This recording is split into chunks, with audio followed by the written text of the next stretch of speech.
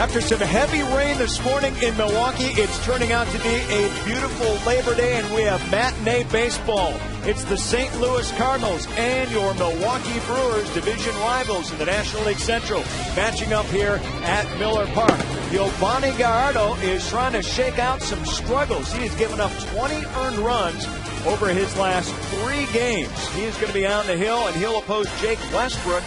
And it's going to be a new face for the Brewers because Westbrook has just joined the St. Louis Cardinals since the beginning of August. However, he has won just 1 game. So it's the Cardinals and the Brew Crew here on Fox Sports Wisconsin. Welcome as our broadcast continues here. I'm Craig Kashan. Brian and Bill will join us in just a bit. But first, we want to catch you up on what's happening with these two teams with our news and notes. The Cardinals, over their last 20 games, have struggled mightily, just 6 wins during that stretch. That all after they had swept away the Reds and had a 1-game lead. Yovani Gallardo looking for his first ever victory against St. Louis. That's right.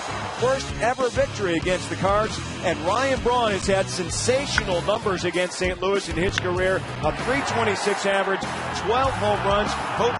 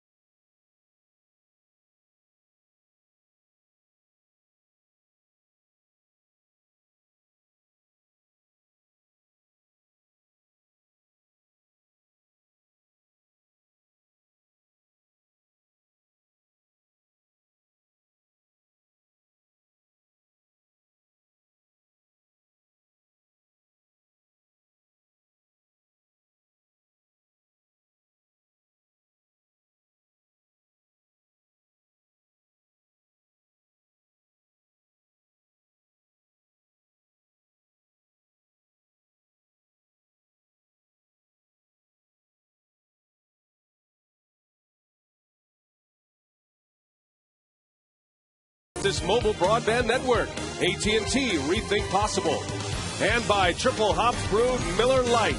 Taste greatness. Just a beautiful day on Lake Michigan today, and the Brewers are back at home. Now, earlier today, there was some rain in the area, and the roof was closed for batting practice. Prince Fielder getting ready.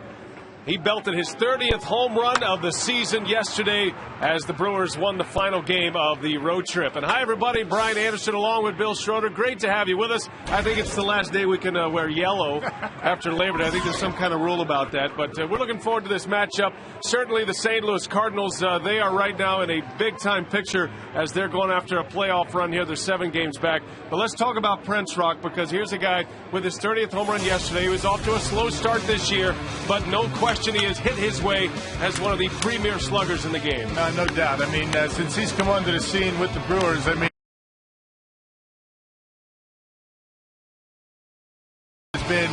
second to none. I mean, the guy plays every day. You remember early in the season, Prince only had a couple of home runs in April, but he got hot in June and July, and now he's 6th in the National League.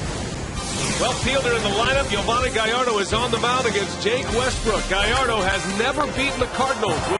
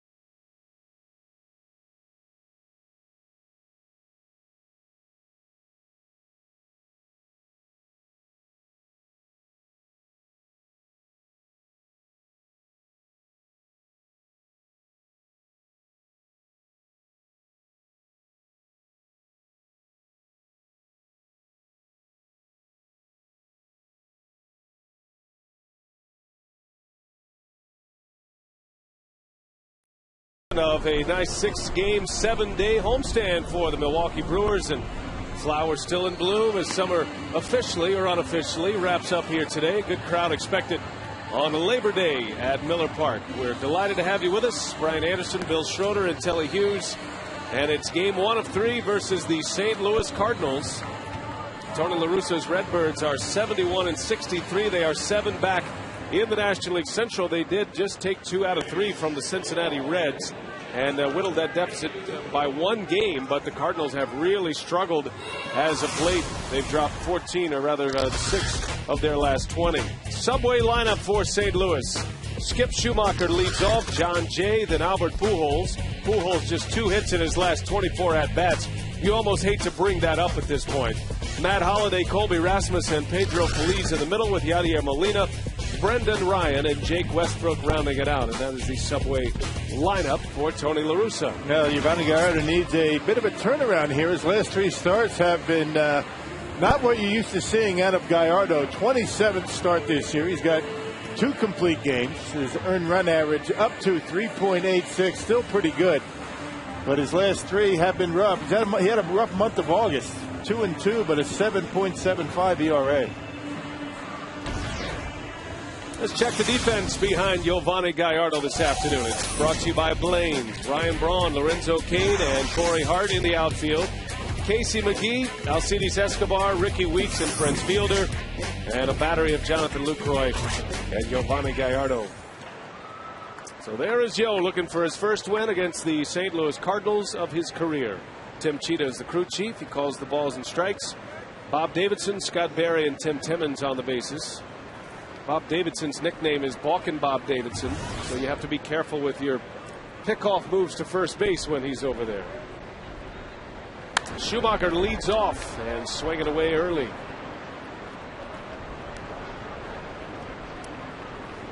Now the Cardinals got a thrilling win yesterday against the Cincinnati Reds. It was a late home run by Matt Holliday, a 3-run home run that gave him the lead. And again, they would win. That's a fair ball. That's going to get down into the corner. Hart up with it, and the throw to second. Schumacher is in with a double. A leadoff double for St. Louis. Well, the issue for Giovanni in his last 3 starts has been command of the fastball. Been getting a little bit too much of the plate. You know, the St. Louis Cardinals have not been swinging the bats all that well. Albert had a pretty good series against Cincinnati, as did Matt Holliday. But in general, the offense just hasn't been there for St. Louis.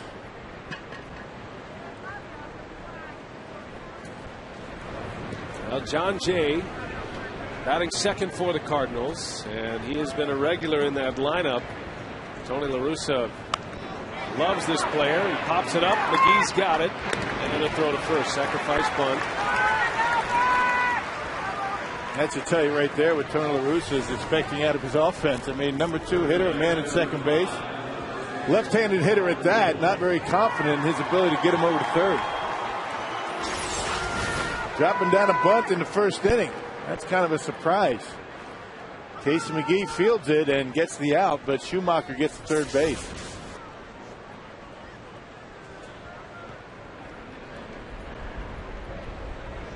So a runner at third for Pujols, and we'll see how aggressive the Brewers will be with Albert Pujols at the plate. And right away, Pujols into shallow center. Kane went back. Now he's coming in. He's got it. Schumacher tags. The throw to the plate is late. Schumacher scores. And Albert Pujols has his 97th RBI of the season. And the Cardinals have a 1-0 lead. Yeah, not messing around. First pitch. It looked like Young went with a breaking ball. Albert went after it. But deep enough to score the run, so the Brewers have to play from behind. A decent throw from Lorenzo Cain. He's showing a pretty good arm out there in center field.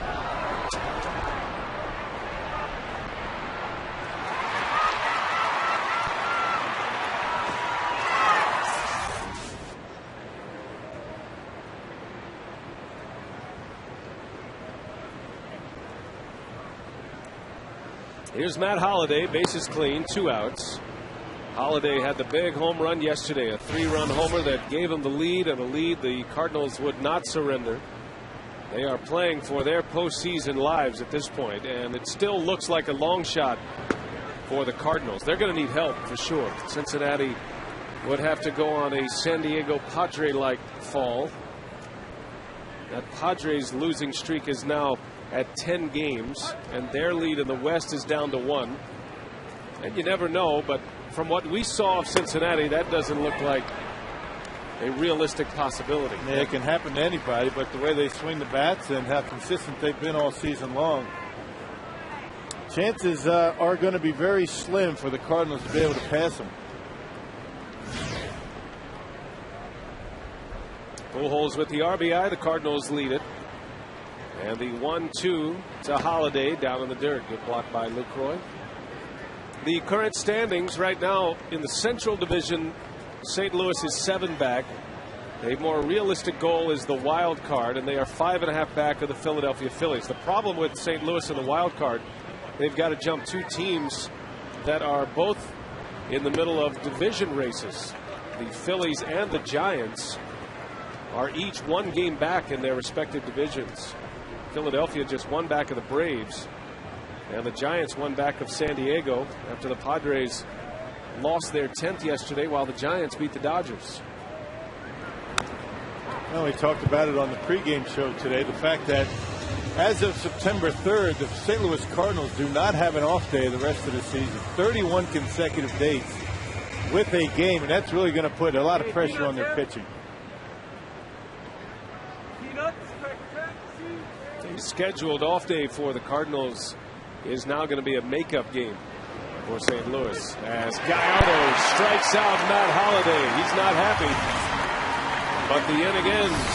A run is in on a Pujols sacrifice fly. 1-0 Cardinals. The Brewers are coming to bat.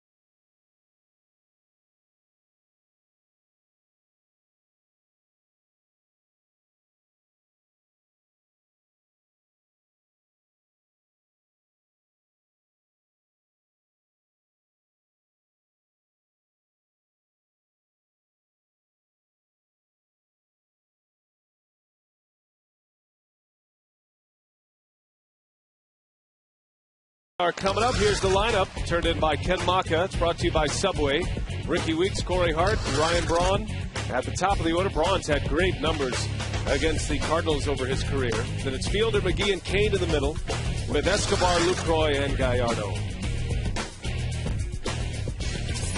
Well, Jake Westbrook on the mound, making his 7th start for the St. Louis Cardinals. Came over from the Cleveland Indians in a trading deadline deal. He's pitched well, but he's only got a 1-3 record. Making his 7th start for St. Louis. Part of a 3-team trade between the Indians, the Padres, and the Cardinals. And the man that was involved in that trade for Westbrook, Ryan Ludwig, has been a big topic of discussion on why the Cardinals offense has been so poor during this tough stretch. Yeah, it's easy to say in hindsight, but I remember we were talking about that when it happened. And as good as the Cardinals pitching has been, you wonder why they would give up a big-time run producer like Ludwig. And it certainly hurt him at this point. The Cardinals just aren't scoring a lot of runs. Weeks a little bouncer to second. Schumacher makes a play for out number 1. Here's how the Cardinals line up defensively with Holliday, Rasmus, and Jay in the outfield. Infield of Feliz, Ryan, Schumacher, and Pujols. You might remember Pedro Feliz was with the Astros earlier this year. And Yadier Molina, Gold Glove catcher, all-star catcher behind the plate. There's Pedro Feliz. Another one of these subtle Cardinal trades prior to the trade deadline. Acquiring Pedro Feliz from Houston. They're further improving and already pretty good defense for St. Louis. Guy can pick it. Made his first error as a Cardinal in yesterday's game. He is one of the better defensive third basemen in the league. Hasn't hit much this year, but with Westbrook on the mound, Tony La Russa makes sure he has his best infield defense. His Hart rips one right field. Jay is back, and he's got it for the out. John Jay not blessed with great speed, but they say he gets great jumps, and he really showed it right there. And the Cardinal outfield plays extremely deep against this Brewers lineup, taking away the on-base percentage, and that's the only reason why Jay able to make that catch on a warning track. Look how deep they are in the outfield. Jay going back, had a good break on that baseball and a nice overhand catch. John Jay and Ryan Braun are good pals. They played together at University of Miami. And Braun was singing John Jay's praises when he was first called up earlier this summer.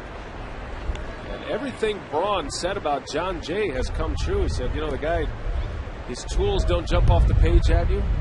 He's not a scout's dream because he doesn't do anything particularly at a high level, but he just knows how to play the game.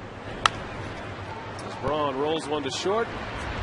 Brendan Ryan takes care of Brian Braun in a 3-3 down inning for Westbrook.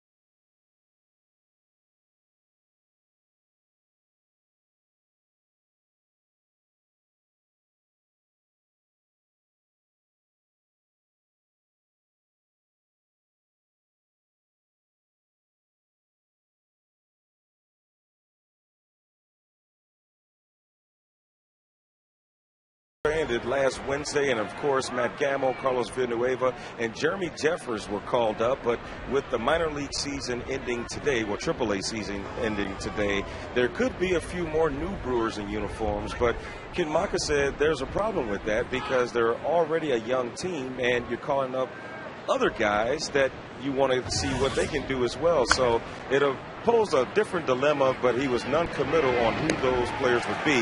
He said maybe a few relievers, possibly a couple position players as bench guys, but we'll just see what moves are made possibly after this game, guys. Well, you almost have to look at it as if Lorenzo Cain and Jonathan Lucroy are September call-ups. Now, they've been here a good part of the summer, but that was the original plan when the season began. So, you know, the two guys that they really wanted to get a look at, Cain and Jonathan Lucroy, have been in uniform and in the starting lineup. So while it doesn't technically fall under a September call-up, the Brewers at this point of the schedule, as they prepare for 2011, certainly look to those guys for at-bats. And you know, everybody else on this roster is going to get their at-bats. You know, where would a position player find any at-bats or playing time with this current setup? Well, and that's what Doug Melvin said. We had him on up here last homestand saying they're not going to call guys up just to bring them up. They're going to have to be useful to the team and get some playing time, and just don't see that happening. Of course, you'd like to see maybe a couple of right-handed pinch hitters come up here. So because right now the Brewers only have Gomez on the bench from the right side. That's been a dilemma for Ken Maka all season. There's Matt Gamble chatting with Carlos Gomez. Ball and 2 strikes on Feliz as he sends one to shallow center. Easy play for Lorenzo Cain. Hey, this coming Friday against the Chicago Cubs, the first 20,000 fans will get a $300 off coupon. Good towards the purchase of a Generac home standby generator. That's compliments of Generac power systems.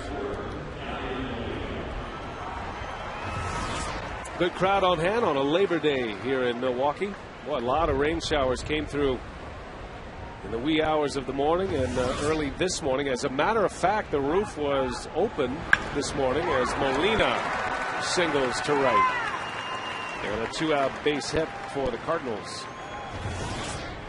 Brock and I were here early today, and we saw the tarp being unrolled.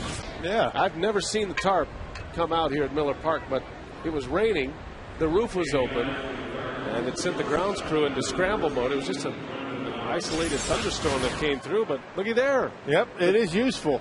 The tarp works. You know, I thought that was just a cylinder down there that was covered with no tarp. But there it is. It was out on the field, and it came down so quickly it didn't have time to close the roof up.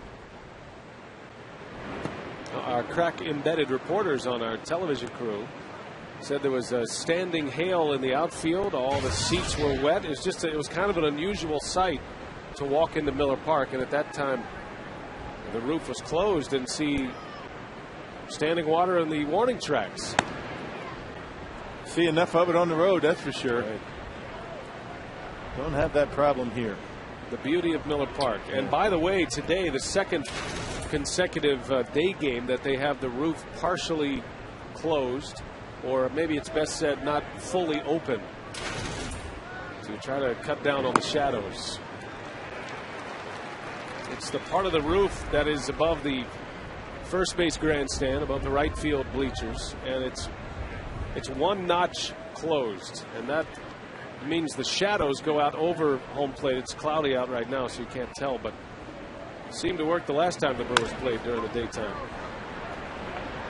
Flip to second for the out. The inning is over. Gallardo a quick second. Prince Fielder will lead off.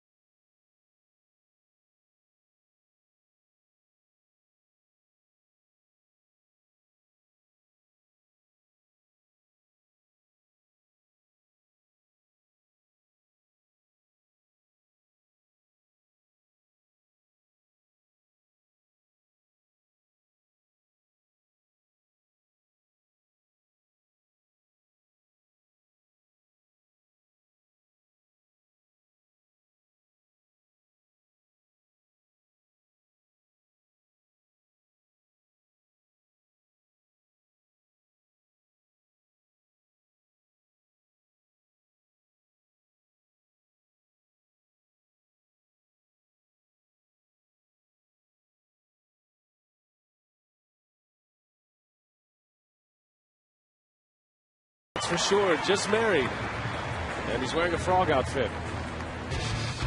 Stuck with that the rest of your life. Prince Fielder leading off here in the second inning. Yesterday, Rocky belted his 30th home run on our Powerball home run leaderboard. Oh boy! You see where that ball ended up? The second deck down the line and right. My goodness, that was a blast. Not exactly a wall scraper, was it? No. Nothing froggy about that one.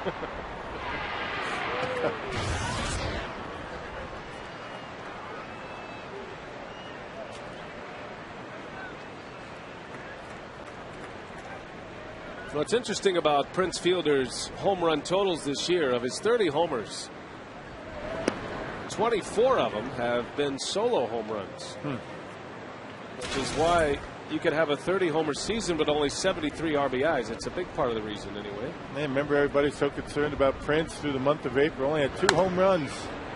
7 home runs going into June. He hit 17 in June and July. You know, it's all about averages in this game of baseball. Dale Swaim says it all the time. The media guy doesn't lie. Already 2 September home runs, both coming in Philly. Hits that one hard through the shift. Fielder with a base hit.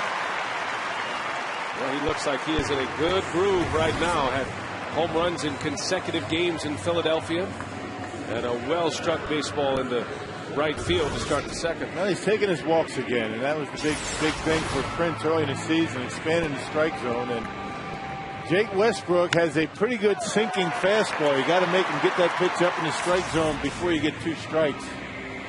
But Prince, a good low ball hitter, hammers that one into right. And it's time for Casey McGee with a runner on. Cardinals scored in the first inning, a sacrifice fly and an RBI from Pujols. Little bouncer. McGee's got to get down the line. And he'll take the out at first base. Pedro Feliz went with the sure out. He might have had a shot at second base. Fielder did not get a good break off the bag, and McGee even stumbled coming out of the batter's box. Yeah, it might have been a bit of a risky throw as his momentum was going toward home plate. Maybe the off-balance throw, sidearm, he wasn't comfortable with it. That's what we're talking about Westbrook. I mean, he's got that good sink on his fastball, and you got to make him get that pitch up in the zone before you get 2 strikes. You're right, he might have had a play, but it would have been a tough throw. Takes the sure out, 1 away. Runner in scoring position for Kane. And a first pitch breaking ball is in there. Lorenzo Cain, his batting average down to 286. I say down to 286 because he's been able to keep it above 300 from the day he arrived, as a matter of fact. But he's 22 for 77 at the major league level. 22 hits, 77 at bats. I think Ken Maka would like to see Cain start to walk a little bit more at this point, but he's a young hitter. We'll give him a chance to settle in and learn the opposition. Yeah, still in all, a 341 on base percentage, not too bad for your first go round in the big leagues. And, you know, the hitting, that's going to be the tough part for Lorenzo Cain. I mean, as you get through the league, he's going to have to make adjustments, but his play in center field has been tremendous.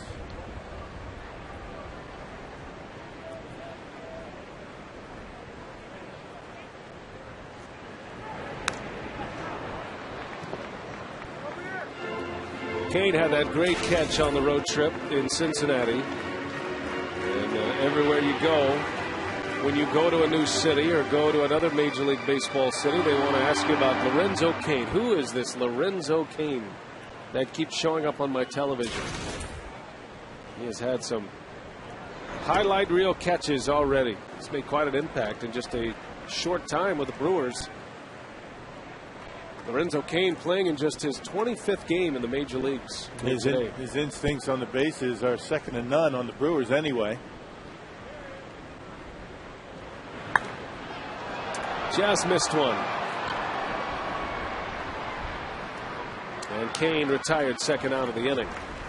Say a reminder, FoxSportsWisconsin.com is your home for all the exclusive news and information on the Brewers. You can log on for daily updates, exclusive blogs, and the complete schedule. FoxSportsWisconsin.com. Local teams, local sports, local connection dedicated to the hometown fan. Saw Bob Brainerd earlier today. Stopped by to say hello.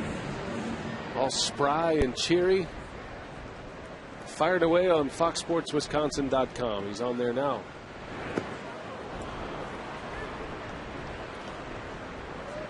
You can only wonder in what he's banging out on that keyboard right there. One thing you'd say about Bobby, he gets here early to the ballpark. He's in that dugout. He's in the clubhouse and has a pretty good sense of what's going on. Yeah, he does a good job. Does his homework. Yeah.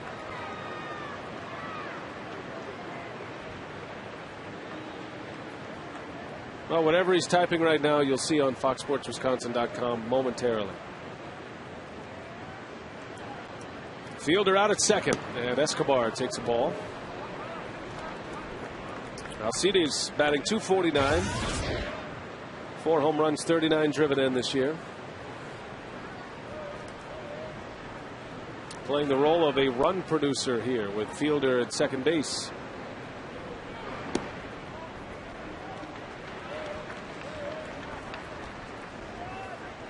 Well, there are many in the Brewers organization that feel like Escobar, once he settles in as a big league hitter, has a chance to be a 300 hitter in the major leagues, the way he uses right field.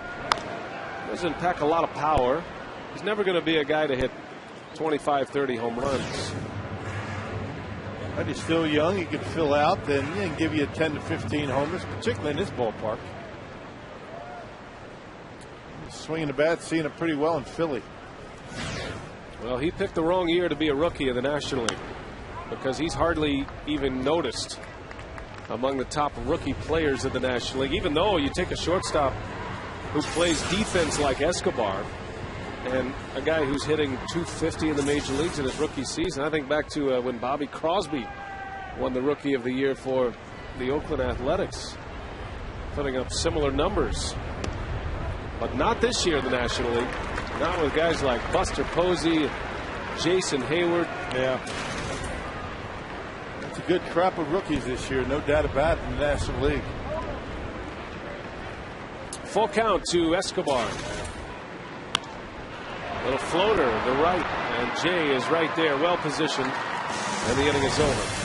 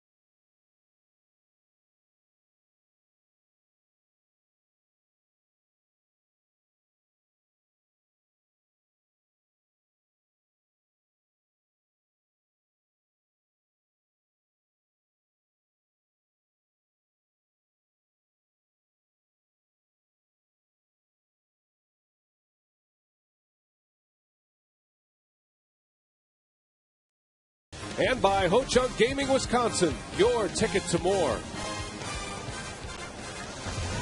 Now here we go to the third inning from Miller Park in Milwaukee. Turned out to be a great day for baseball here. Yeah, a touch of fall in the air today, as a matter of fact. Temperatures down in the low 70s by days in. There's a base hit by the pitcher, Jake Westbrook. The second hit for Westbrook in the National League this year. He's now 2 for 12. And a leadoff base runner for the Redbirds. Carsoup.com email the booth question. Rob in Milwaukee wants to know, do you think the Reds have locked up the NL Central Division? Locked up is probably a strong word there. I don't think you ever lock it up until, you're up. The team right behind you is mathematically out of it. Anything can happen. I mean, you made reference to the Padres in the first inning. I mean, who would have thought with that pitching that they would lose 10 straight? Incredible. Anything can happen in this game. And a lot of baseball to be played. 25 games remain. But you have to say, based on what we saw of the Cincinnati Reds, they look like they're on their way to a division title, and it'll be their first postseason since 1995 in the Queen City. Yeah, pitching, defense, they're swinging the bats. And they have that intangible where they feel as though they can come back and win any game. Well, they have 19 last at bat victories this year. That's right. Second most in the National League. Well, it goes back to that series with the St. Louis Cardinals for Cincinnati. The Cardinals and the Reds, the second week of August. Mark McGuire's club went in there and they swept Cincinnati. There was that bench clearing brawl between the two teams. A lot of suspensions were handed down. Both managers were suspended. Johnny Cueto suspended. And the altercation between Yadier Molina and Brandon Phillips. So the Cardinals go in there and they sweep Cincinnati. That was August 11th. And after that, the Cardinals had a one-game lead, but they proceeded to go 6-14, while Cincinnati goes 14-6. Yeah, remember a couple of weeks ago, Adam Wainwright was on the mound with 17 wins. He still has 17 wins. These are the numbers over the last 20 games between these two teams. Remember, the Cardinals had a 1-game lead on August 11th, and they start play today on September 6th. 7 games out of first place. So it works both ways, right? You can lose that kind of ground in a short amount of time, but you can also make up that kind of ground. But you certainly need some help from above, and that's what the Cardinals are hoping for.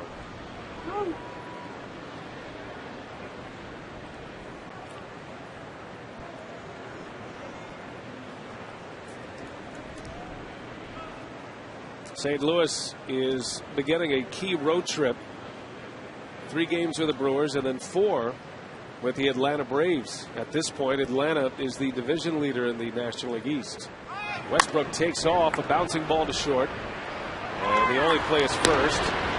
Escobar's strong arm makes up the ground, and Schumacher is retired. Yeah, can't mess around too much. I mean, that was a pretty close play with Schumacher getting down the line. Not often you put the pitcher in motion.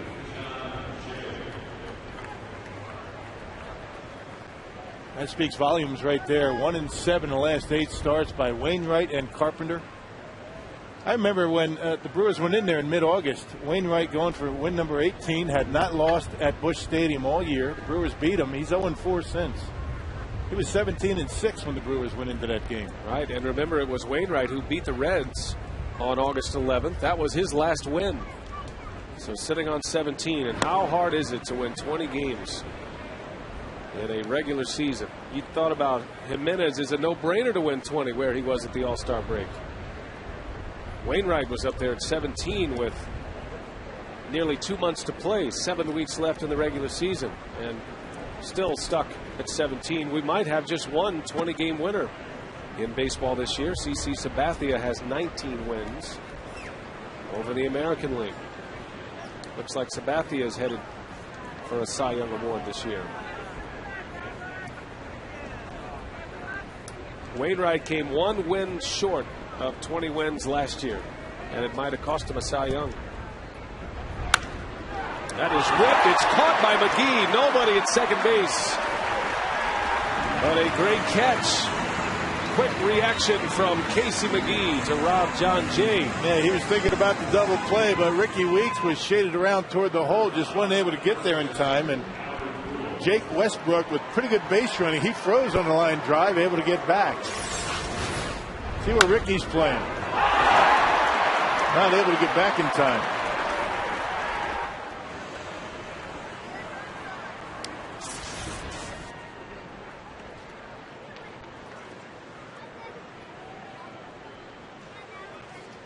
Albert Pujols now with a base open at first, and Gallardo challenges him. Now the talk of Pujols and a triple crown has quieted somewhat. Pujols is in the middle of a long slump at the plate. 2 for his last 24, and his batting average down to .309. He is 5th in the league in hitting, but he does lead the league in home runs with 35. Yeah, he's got a long way to go to catch Carlos Gonzalez with the Colorado Rockies leading the league in batting average at .337. These are the Triple Crown candidates: Joey Votto, Carlos Gonzalez, all with numbers to bear that out. One thing you got to keep in mind, though, as we get to the end of the season, Omar Infante hitting over .340 right now, but he doesn't have enough at-bats to qualify.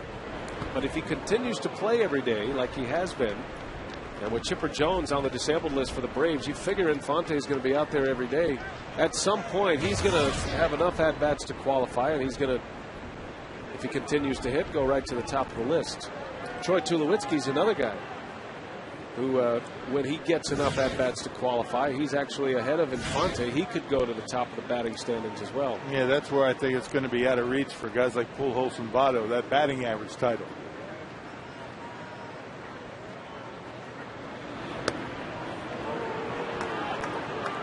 That one missed barely. 3 balls and a strike. Close pitch from Gallardo. Well, these days you just don't know what a strike is anymore, particularly with a guy like Pujols up there. 2 outs. Gallardo does have a base open at first. Matt Holliday is on deck. Got to be careful here. And a fastball that missed. Actually, it looked like a slider from Gallardo that got away. So that walk doesn't hurt you as long as you take care of business with Holiday, who's been turning the tables on the opposition here lately, especially yesterday. Quick trip to the mound for Jonathan Lucroy.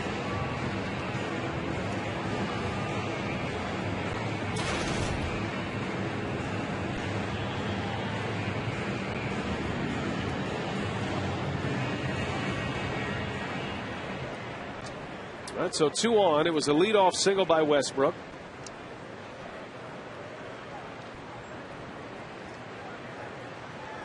And Matt Holliday, who struck out looking his last time up.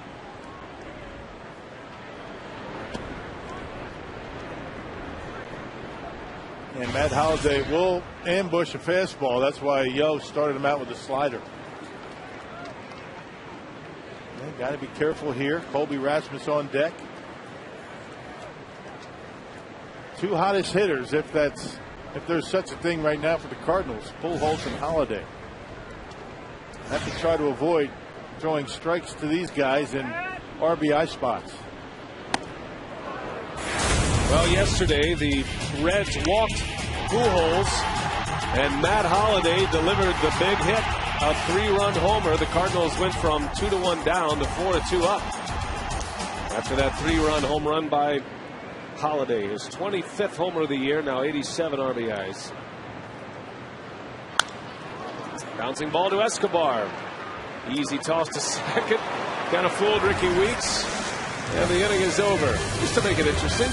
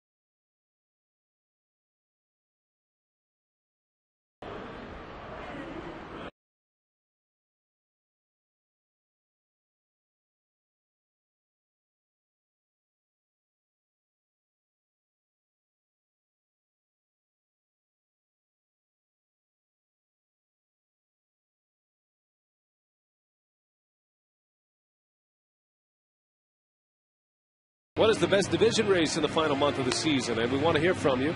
You can text your answer to 234-234, W for West, X for the NL East, Y for the AL East, or Z for the AL Central. Text the corresponding letter to 234-234. Looks like a runaway in the American League West. The Rangers with an 8-game lead. Cincinnati with a 7-game lead over the Cardinals, but some pretty tight divisional races elsewhere. Got the Yankees and the Rays, the Twins and the White Sox. How about Chicago? 6 consecutive wins. And they've won 6 in a row on their current road trip. Another comeback win yesterday for Ozzie Guillen's White Sox. I think the Minnesota Twins are looking at this race thinking they could have put away the White Sox as they go on this trip. But even though Minnesota swept Texas, Chicago is hanging tough. How would you like to be the Tampa Bay Rays? 30 games over 500, 2.5 games back of the Yankees. Hang with them. Yeah, the Yankees had an 8-game winning streak snapped yesterday by the Blue Jays. Moreover, how'd you like to be the Boston Red Sox and be 15 games over 500 and everybody's telling you you're having a terrible year? Yep, you're done. AL East has 4 teams over 500. Toronto Blue Jays 6 games over. Or 4 games over. 4 games over and playing spoiler. Yeah. Well, the races that have really tightened here in the last week, the NL East and the NL West. The Padres and the Giants, of course. Even the Rockies 4.5 games back. And the wild card always presents a little drama. That's going to be a fun final 25 here to watch these races unfold. The Brewers, unfortunately, not in a position to make a run at a postseason, but they are in a position to have a say in who goes. As Lucroy rolls to Schumacher for the first out.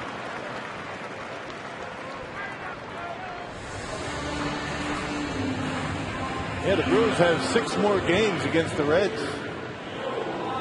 Reds come in here on the 20th through the 22nd and then finish the season last weekend of the year in Cincinnati.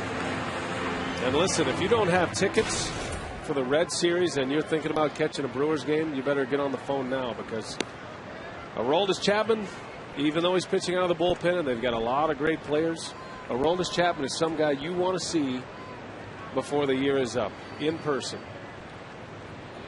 You just don't see left-handed pitchers throw 104 miles an hour. Pretty good breaking ball. Reds brought him up right before September 1st to make sure he was eligible for postseason. And Chapman got his first win against Milwaukee. So if you're planning a trip to Miller Park, get on the phone or get on the internet at Brewers.com and get your tickets. That'll be the one series you'd want to catch.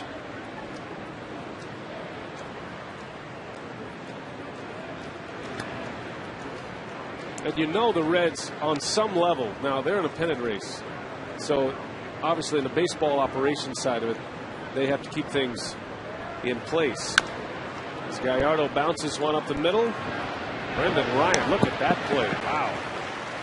Well, he's a terrific defender, and he takes care of Giovanni Gallardo with ease. Got a nice arm. Got pretty good range. Having a tough time with the bat this year, but he's been solid defensively. Kind of a tricky hop, a little nubber in front of home plate. We've seen about 3 of those with Westbrook on the mound. When he gets that hop and watch the sidearm throw, not able to get much, not able to set himself, but plenty on it, off balance, right on the money. Not an easy play, made easy by Ryan.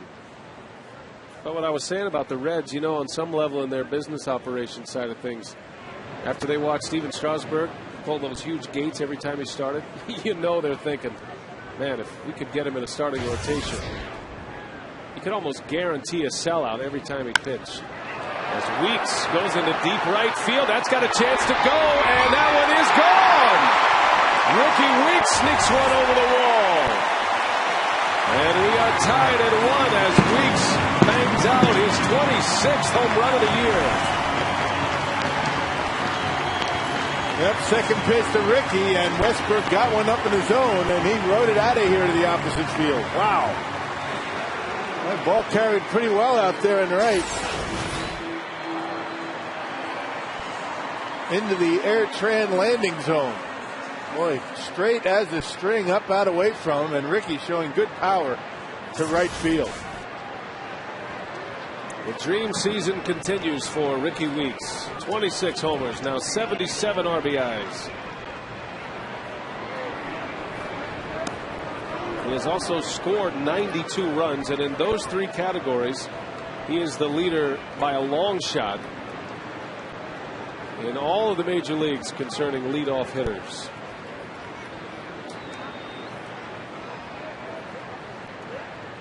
Corey Hart with 2 outs. That's exactly where you have to hit it. You try to pull that baseball, you might get it off the end, you might get the base hit, but you lose your power. Ricky lets that one travel a little bit, puts a nice swing on it, gets on top of it, and rides it on out of here. Instant offense. That Brewers can get you. Now keep in mind, many of these Brewers have not seen Jake Westbrook, and those who have seen him goes back a while. You got to go all the way back to the 2006 season. And Ricky Weeks and Prince Fielder are the only two in the Brewers lineup that have had at-bats against Westbrook in the regular season. Brewers saw him in spring training this year. So the second time through the batting order, we'll see what they can do.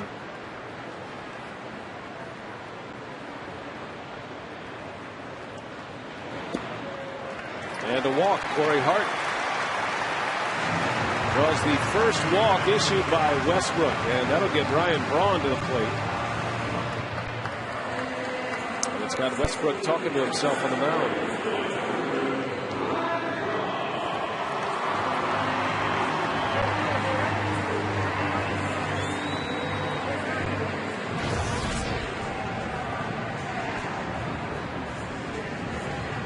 Braun hitting at .301, which is where he started the day. 19 homers, 80 runs batted in. He's still looking for that 20th home run. And he would be the 5th Brewer to hit at least 20 homers this year. On the road trip, Braun went 8 for 25, hit for a .320 average, and drove in 1 run.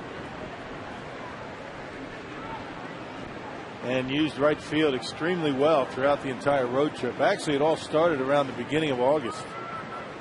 Big month of August for Brawny, using the whole field. It's as simple as that. Braun hit .424 in the month of August. Led the major leagues in batting average during the month. And it was the 3rd highest batting average for any month in Brewers franchise history. And he raised his batting average from .273, which is where it was on July 30th. That was his low point of the year, .273. And now at .301. That's hard to do with that many at bats. You have got to be awfully hot to be able to raise that batting average that much in that short amount of time. So leading up to this at bat, Ryan Braun, since July 30th, hitting .395. In a month and a few days. He's in a hitter's count. And he shoots one to right, a base hit. Right on cue. Hart thought about third. He'll hold up now. And it's first and second for Prince Fielder. And Rock, that's exactly what you're talking about. Yeah, just letting the ball get to him and a nice inside-out stroke. Not thinking about the long ball all the time. And doing exactly what he has to do, taking what the pitcher gives him, a pitch out away from him, didn't try and pull it. And you can see the way Ryan allows this ball to travel. I've been drawing this line quite a bit with Brawny. The fact that he lets the ball get back to him, hits it right off the front foot. You know, you get that ball out just to maybe a couple of inches and it's an out. You got to let it get there, and you have to trust your hands to do that.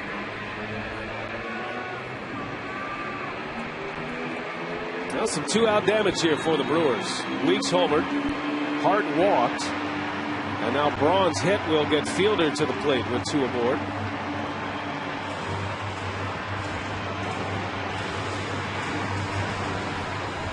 Fielder smashed one in the second inning. He knocked it right through the shift between Pujols and Schumacher.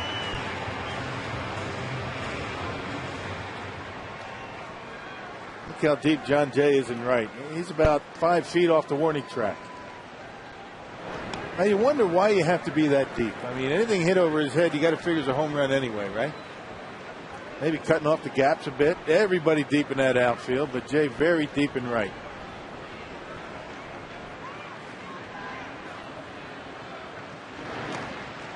And it's 2-0 on Prince Fielder. Now Westbrook, tough guy to elevate. He's a sinker ball pitcher, a ground ball pitcher. He got one up to Ricky Weeks, and Weeks homered to the opposite field. Fielder looking for a mistake here, 2-0. And he misses. 3 balls, no strikes. Well, there is a base open, but the base open is at third. Yeah. Westbrook might be content to start a new count with Casey McGee with 2 away. We'll see. Boy, not even close. So Fielder draws the walk. He leads the National League in walks. He and Albert Pujols are 1 and 2 on that list. They got 91 walks for Prince Fielder. I guess you can't classify that as an intentional walk, but it's as close as you can possibly get. That's what you call respect right there. That's what they used to do to Barry Bonds. I mean, walking a guy, nothing really close, first and second and 2 outs. And now McGee will try to make him pay. Well, Westbrook is missing badly. Bases loaded. All of this with 2 outs.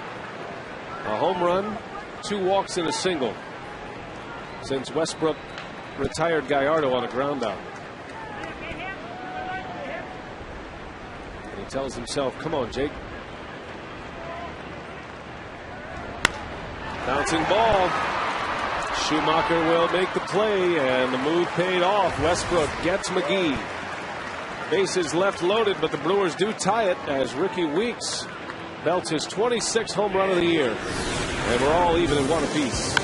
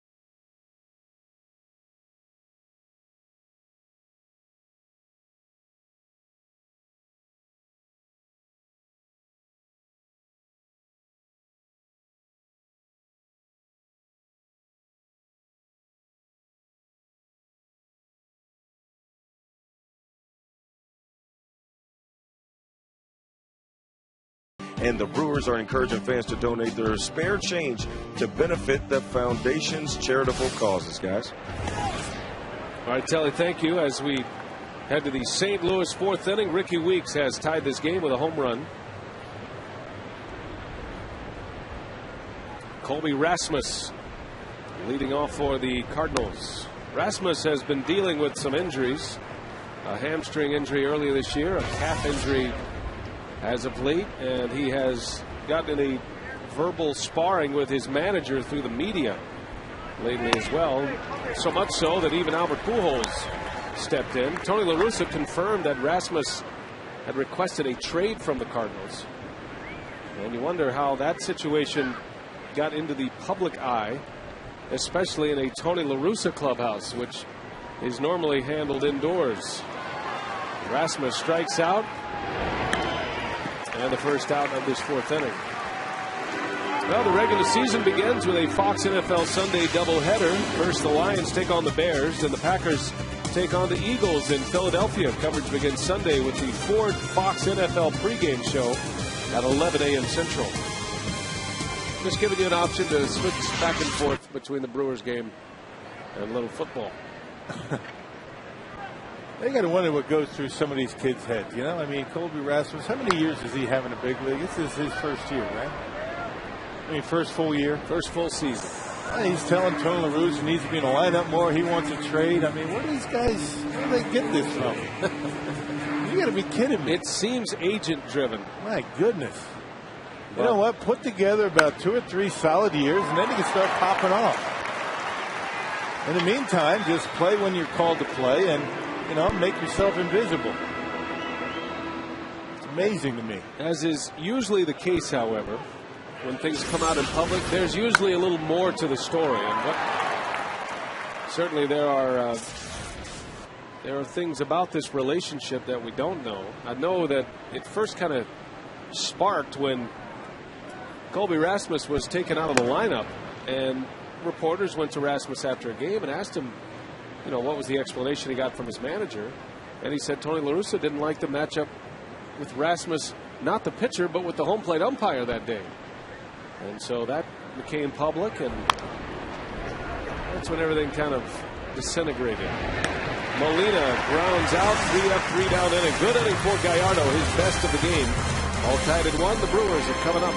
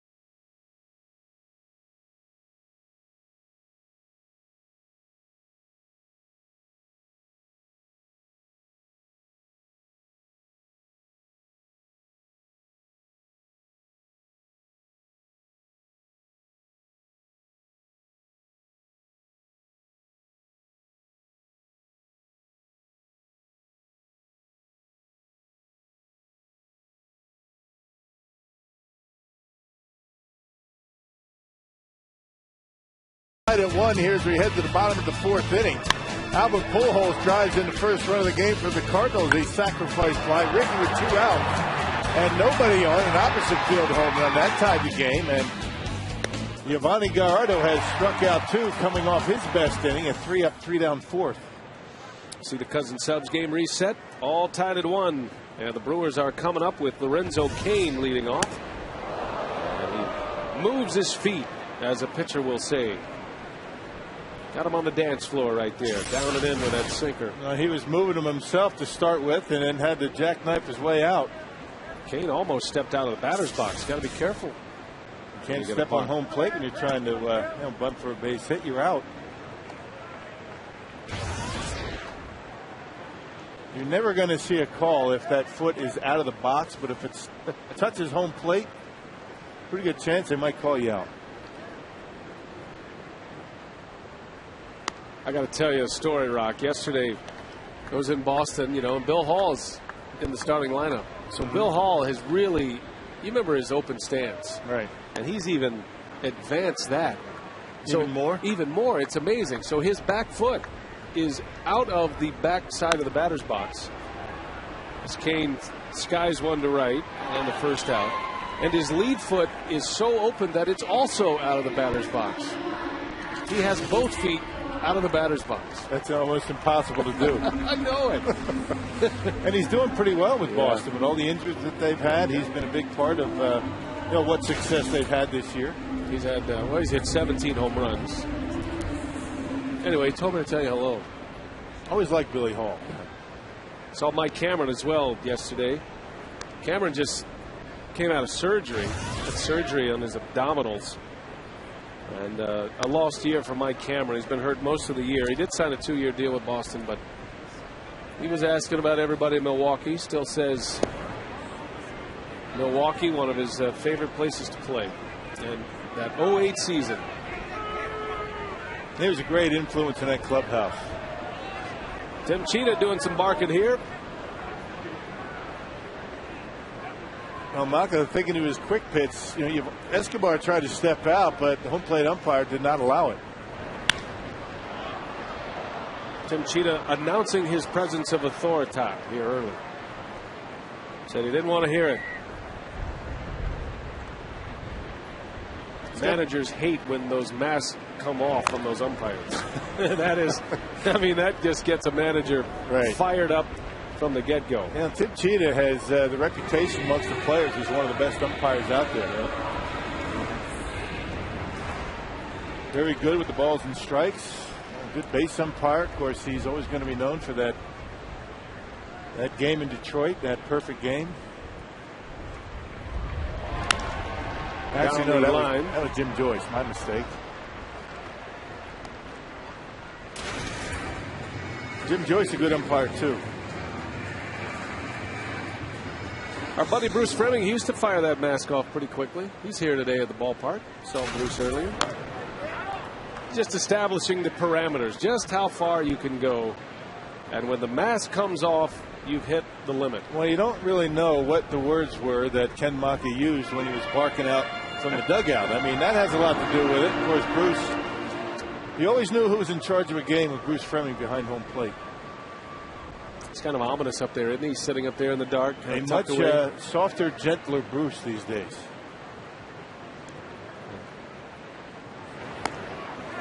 Escobar strikes out right under his hands. 2 outs in the inning. Our AT&T trivia question this afternoon: who is the youngest player in MLB history to hit their 400th career home run? The youngest to do it.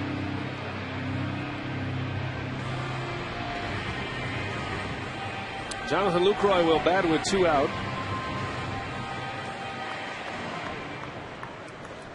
Milwaukee got a home run with 2 outs last inning and then loaded the bases after that. Westbrook left them loaded, however. Brewers have left 4 today through the first 3 innings.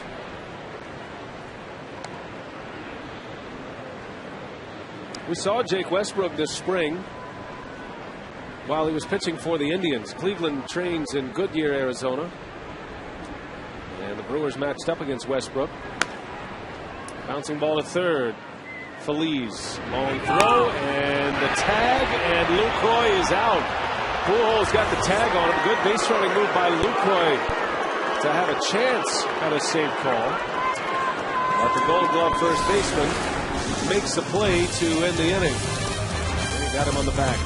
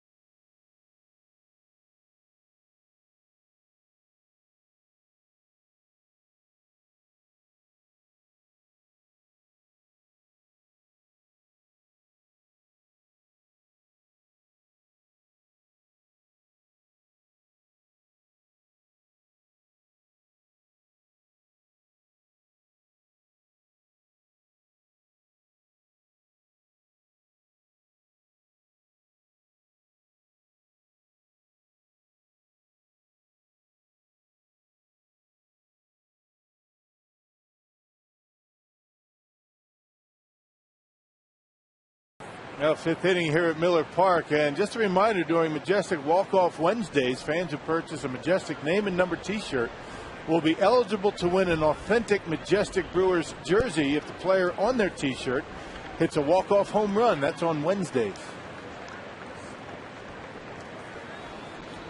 All tied at 1 as we head to the 5th. Cardinals coming up. Brendan Ryan will lead off. Well, Ryan with a batting average of .218, hitting at the bottom of that St. Louis order. This is a player, if he could hit at all, as good of a defender as he is, you'd figure he'd be a Gold Glove candidate as well. I mean, he plays good enough defense to be considered in a Gold Glove category. Hit .292 last year, though. I mean, it's been a miserable, season at the plate for him this year at .218. But he played in 129 games last year and hit almost 300. He's the victim of eras, I think. Not errors, but eras. You take a shortstop like Brendan Ryan, you take him back 50 years. You know what I'm saying? A guy who, it doesn't matter what you hit back in the golden era of Major League Baseball. If you could play defense like this, you'd play. Even guys like Mark Belanger. I mean, there's a guy that didn't hit a whole lot, but he was a Gold Glover. Baltimore Orioles. Well, you think about, Scooter Rizzuto, or even Billy Martin, Jerry Coleman. Think about some of the Yankees infielders they had. Yeah, that mustache you had last year would kind of make you think that he was back in those days. Got rid of it. Wasn't hitting early in the season and blamed the mustache. Fielder scoops it up, and he hits Gallardo on the run. He just gets a toe on the bag. Good play.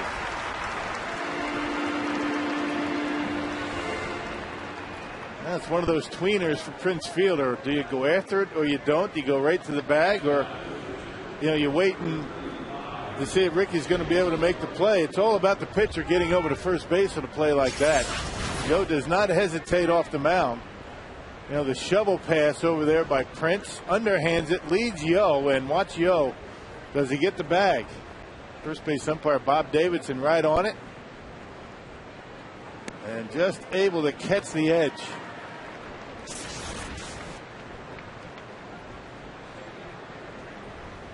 Jake Westbrook at the plate for St. Louis. The Cardinals pitcher singled his last time up. One of 3 hits for St. Louis. And only Westbrook's second hit. He's 2 for 12 now at the plate since the trade from Cleveland.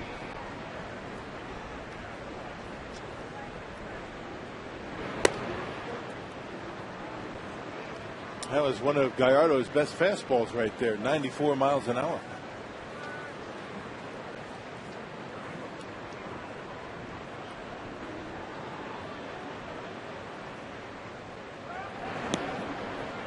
Well, certainly the Brewers are hoping to see Gallardo back to Giovanni Gallardo form here today. He was on the disabled list, that oblique injury around the All-Star break. As a matter of fact, that injury occurred in St. Louis against the Cardinals.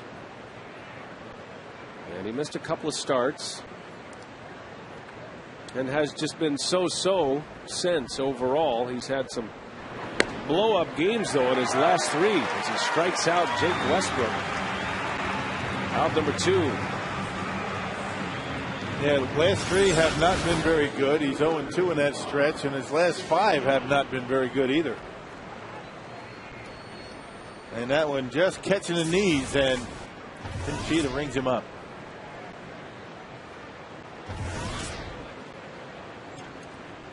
This is Gallardo's 9th start since coming back from the disabled list. He was hurt on the 4th of July in St. Louis. He went only 2 2/3 innings before had the oblique strain.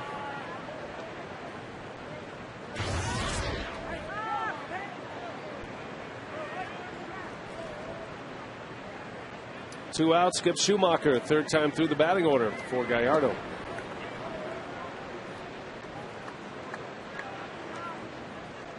Giovanni was the opening day starter this year for the Brewers. First time he's been the opening day starter in his career, and was among league leaders in earned run average until mid-August. And then things have fallen apart for him, as Rock mentioned, on the mound, and giving up the most runs he's allowed all year in his last start against Cincinnati. 6 innings, 8 earned runs against the Reds. And it really hasn't been a velocity issue. It's been a command issue. Not really been able to keep the ball down and on the corners on a consistent basis. He's shown flashes of, his form, but not as consistent as you're used to seeing Giovanni out there. He set the bar pretty high for himself. Another strike. 3-2 the count. It's hard to put your finger on what's been wrong with Gallardo. I think everybody has questions about Gallardo's health, but today he looks strong. Good fastball. A little slider bounced out to Escobar. And that's the inning. So 3 up, 3 down. Gallardo has retired 7 straight. On our way to the bottom of the 5th, Giovanni will lead off, then Weeks. Weeks homered his last time up. We're tied at 1.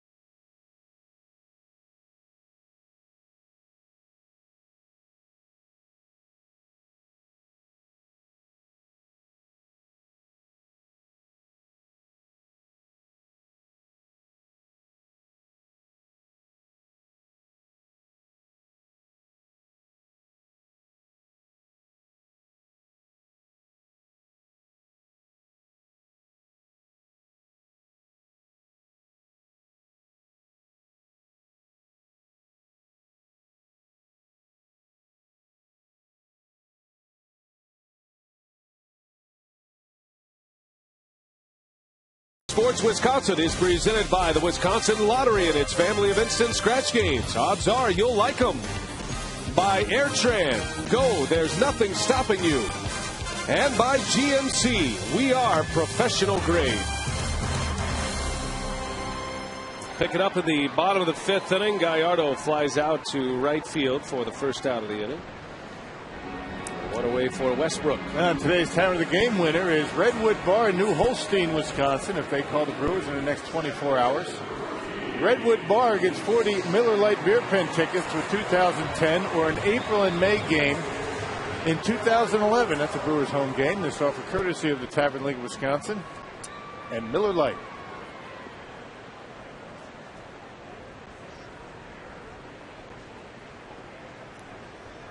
All tied at 1 on Labor Day at Miller Park. And Ricky Weeks takes a ball down and away. Ricky with a 2-out home run in the 3rd. 26th of the year. A little dribbler. Going to be a tough play. Westbrook fires. And what a play by Pujols to scoop it out. Showing that Gold Glove form at first base. And Weeks is retired. Wow. That second good play in as many innings for Albert. You remember that slide by Lucroy, and Pujols able to make the tag on. That's why he's a Gold Glover. And check out the scoop. Westbrook not really able to get a good grip on his baseball. He throws a sinker. What else would he throw? There's an in-between hop, and Pujols handles it easily. That's a nice play. Here is Corey Hart. That one's hit high in the air, right center. Jay is back. Schumacher back with him. That's got a chance. It's gone. A big fly from Corey Hart. And the Brewers take a 2-1 lead. And that one had some finishing kick to it. as Hart bangs out his 26th home run of the year. Yeah, Corey Hart's last 2 home runs have come to right field. Remember the one in Philly, a bomb out into right field on a high fastball. That was a slider that stayed up in the zone. Westbrook, he looked as though he knew that was out of the ballpark. 2 outs, nobody on has been the start of good things for the Brewers in this game. A couple of solo shots with 2 outs and nobody on. And that went out in the tundra territory. 26 homers, 86 runs batted in for Hart. And another 2-out strike for the Brewers. Both of the home runs have come with 2 away. Man, look at the shot on the left. Look at that stiff front leg. He lets the ball travel just like the home run Ricky hit. You know, not reaching out, not going after the baseball, staying back, putting a good swing on it. It's all a matter of when you make contact with the baseball, where in the strike zone you make contact. On the ball away, you have to let it get to you a little bit.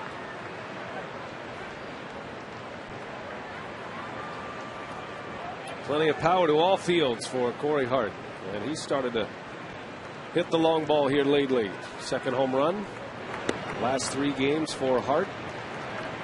2-1 Brewers, leading Westbrook and the Cardinals. You figure Corey Hart and Casey McGee, the 2 players with a legitimate shot at a 100 RBI season this year. Braun has 80 RBIs. I mean, he could get there, but he needs 20 in the final 25 games, which is not, you can do that, out of the realm of possibility, but that's a big month. What Casey had, 28 in August? That's right. Which led all of baseball.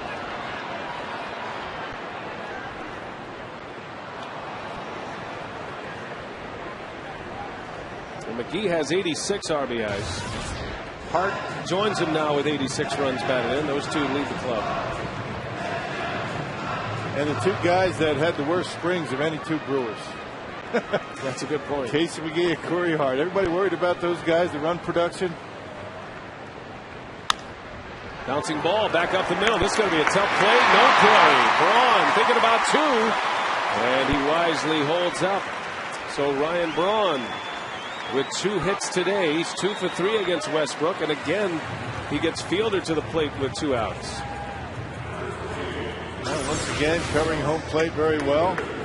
Sinker down, and Ryan able to get enough of it. Little top spin on it.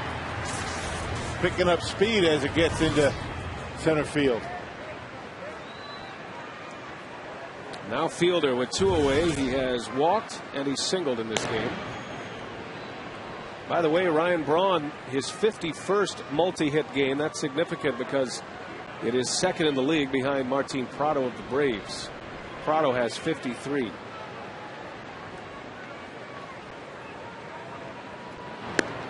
And that's how you put together a 300 batting average with a lot of multi-hit games.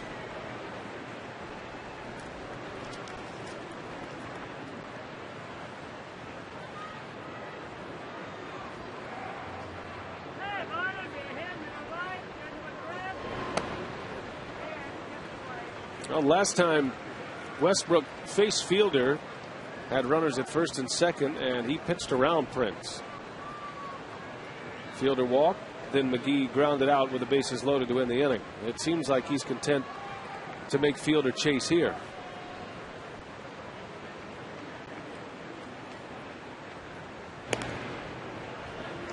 If you're wondering who's next on the list for multi-hit games behind Braun, it's Ricky Weeks. He has 42.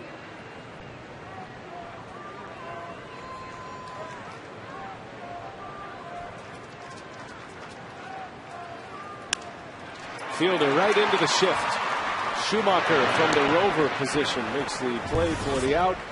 And the inning is over. But the Brewers get another 2-out home run. This time it's Corey Hart. And a 2-1 Milwaukee lead.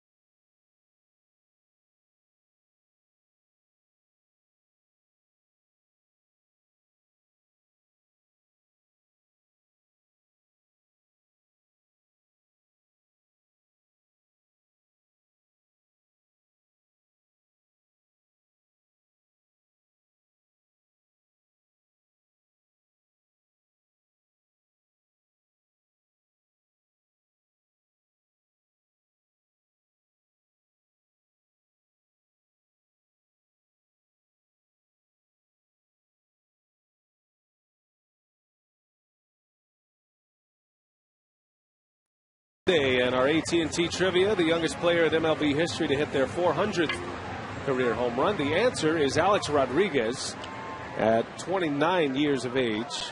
Rodriguez over 600 home runs now. And Albert Pujols on that list was 30 years of age when he did it earlier this season. Pujols will bat in this inning. John Jay leads off, then Pujols, then Holiday. This is a key inning for Gallardo as we play in the 6th. And now Giovanni for the first time today pitching with the lead.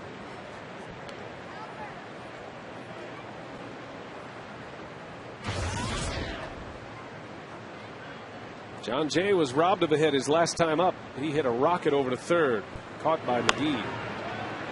It's sawed off this time. Escobar wants it and make the catch.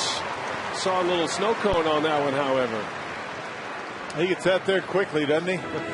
Calls it early, too. He just glides on out of the left field. That's ordinarily left fielder's ball, but hey, if the shortstop is that adamant about it, just stay out of his way. He wants everything out there. Yeah, Ryan peeling off early. Watch it. A little bit of white showing.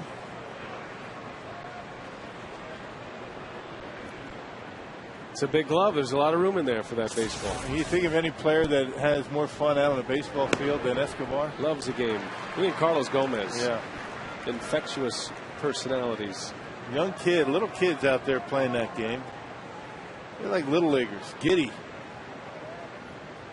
Now Pujols. And strike 2 on Pujols. 0-2 the count.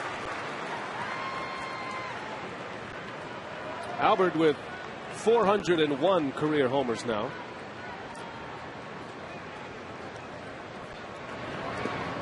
Takes one in the dirt. Good block by Lucroy. You hate even bring it up that Pujols is in a slump at the plate. He doesn't really slump, but he's 2 for his last 25. Actually 2 for his last 24. Had a sacrifice fly and an RBI in the first. Into right center, and Hart is over, and he cannot get there. It's going to go to the wall. Pujols racing to second, bobbled by Kane, and he'll stop there with a double. That's what I'm saying. That one's on you, by the way. I mean, you have to point out the facts, but you know he's going to get his hits. Yeah. Yes, he is. And on a 1-2 count, you got to pitch that away from, hit it hard into right. And good effort by Corey Hart, not able to keep it in front of him. Now check it out. Fastball up and away. Albert lets it travel. Got it off the end of the bat, but able to muscle it out there into right. And Corey not able to knock it down. That's the first hit for Pujols since last Saturday. August 27th, his last base hit. He's got a double with one away. Now Matt Holliday and a swing and a miss at a breaking ball.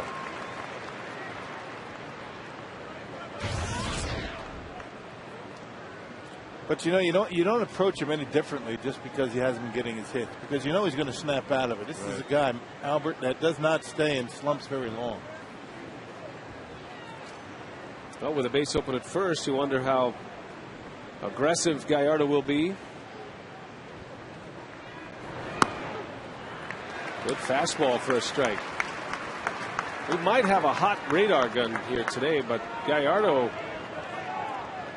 with the fastball in the mid-90s, as Tim Cheetah is now hearing it from the Cardinal bench. Antonio Russa giving it to him. Ken Maka was giving it to him earlier. That's a lonely spot out there, isn't it? The home plate umpire. Kept his mask on with La Russa. Every time you make a decision, somebody's mad at you. 0-2 to Holiday.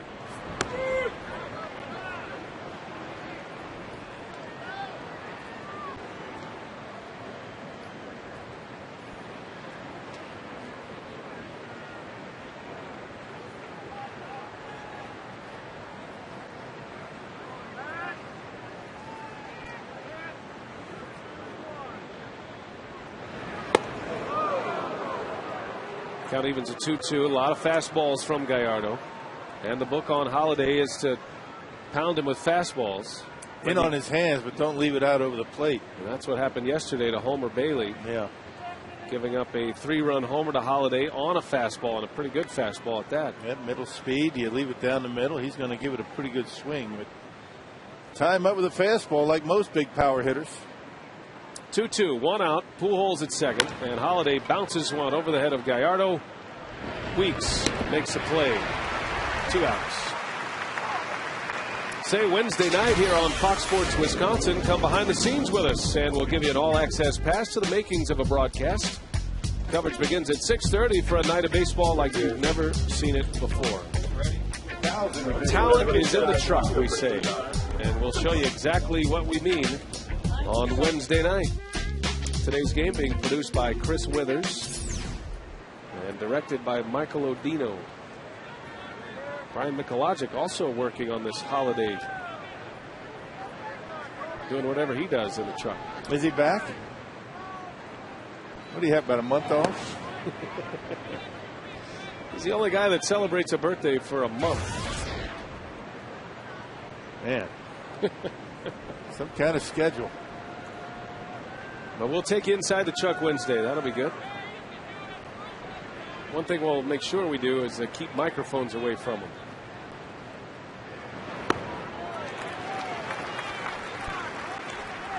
Down in the dark dungeon of the truck.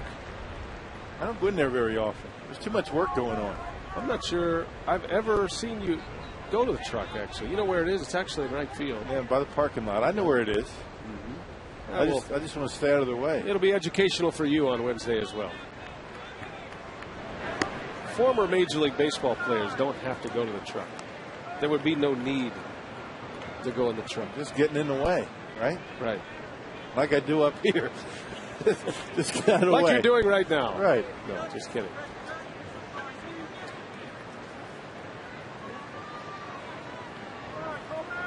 Two men are out. 2 balls and a strike on Rasmus.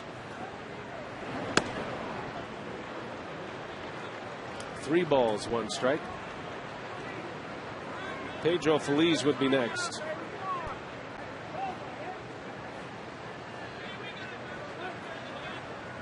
Albert Pujols at third. He's the tying run. He doubled.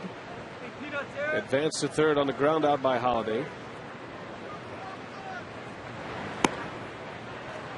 And Rasmus walks. Not a bad idea. Got behind in the count and don't give him anything to hit. You got Feliz on deck, who has not had a very big offensive season.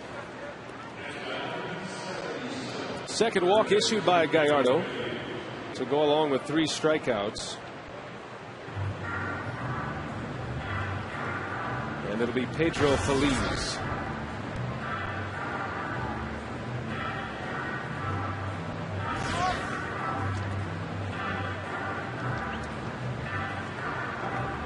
And pitch count for Yo in very good shape right now. He's at 81 pitches.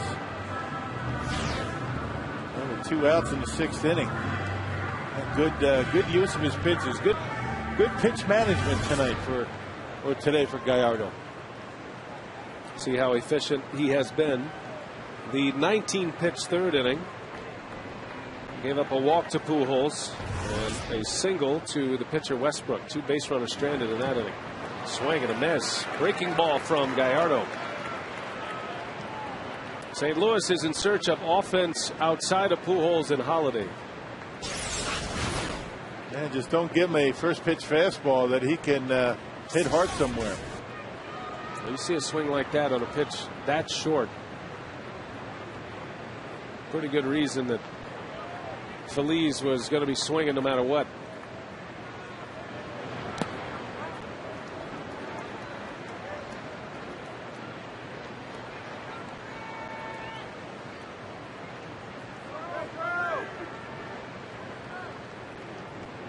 Feliz was with the Phillies last year, signed with the Astros prior to the season, and traded to the Cardinals. And this Cardinals club just desperate for a bat. Gallardo trying to keep him down.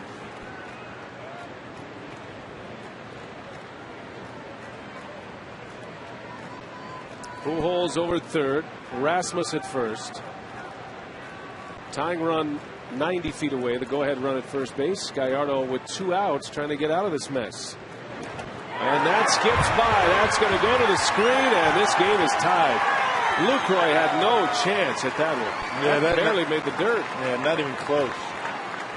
And he spikes it well in front of home plate. Jonathan did the best he could. He tried to get in front of him and sounded like it hit him in the mask. But you hate to give up a run like that, you know, especially with a guy hitting 220. Not even close. It does clank him right in the mask and back to the screen, and we're all tied up. Not a very good pitch by Yo. Look at that. Actually bounced into the strike zone.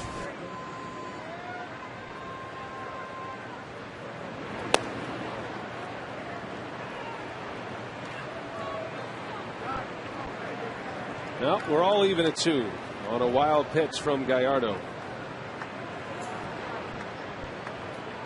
That'll be an earned run on Gallardo's line. He's given up 2 today. Now the go-ahead run in scoring position. And Feliz chases another slider in the dirt. That is 3-2. He has not seen a strike yet, Pedro Feliz, and yet he is full in the count. Man, that was 90 miles an hour. That must look like a cut fastball. I didn't even think that Yo threw that pitch. Maybe he's been tinkering around in the bullpen between starts. You know, Gallardo's slider is normally about, what, 87, 88 maybe? A little less break, a little more velocity today. On the ground to McGee. And the side retired. A wild pitch allows the Cardinals to tie the game. Brewers are coming up.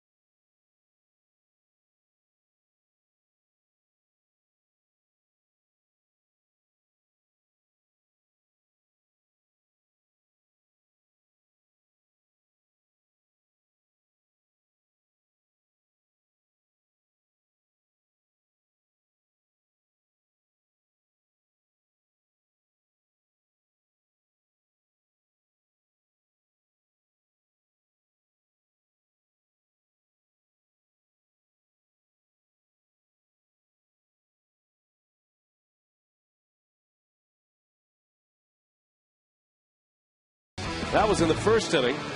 And Ricky Weeks tied it. A 2-out home run by Weeks, his 26th of the year. That came in the third. Another 2-out homer, this time Corey Hart. Also with 2 outs in the 5th inning. And also his 26th of the season. A wild pitch allows the Cardinals to tie it. And that's where we sit. All even at 2, bottom of the 6th. Well, and you know Gallardo's still thinking about that pitch to Pedro Feliz. Yeah, he was steamed coming off the mound. Then we came back on the air between breaks. You know, the Brat. What a miserable performance by the Brat was today. Very unfortunate today. And you have to start questioning his work ethic at this time of the year. Maybe they should cut back on his innings. Feliz throws out Casey McGee. That was dreadful. I mean, the Brat, probably the worst performance by a racing sausage we've seen all season, and he got off to a pretty good start. Yeah, well, just check it out. I mean, you might think he's running a marathon. Look at him. I think the Brat hit the wall.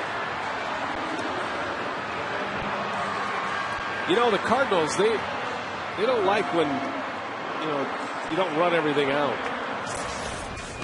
So maybe passing by that dugout, they might have upset St. Louis a little bit. You know, there's a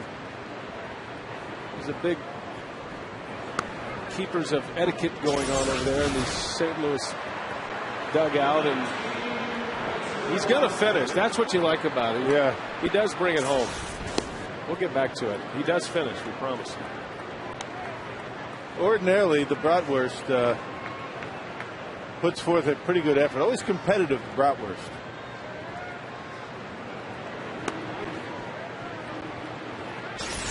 So it takes a few pitches to finish him up here, but basically, you get the idea. I love the guy telling him to hurry up. He's waving him on. All right. Yeah, delayed the start of the inning.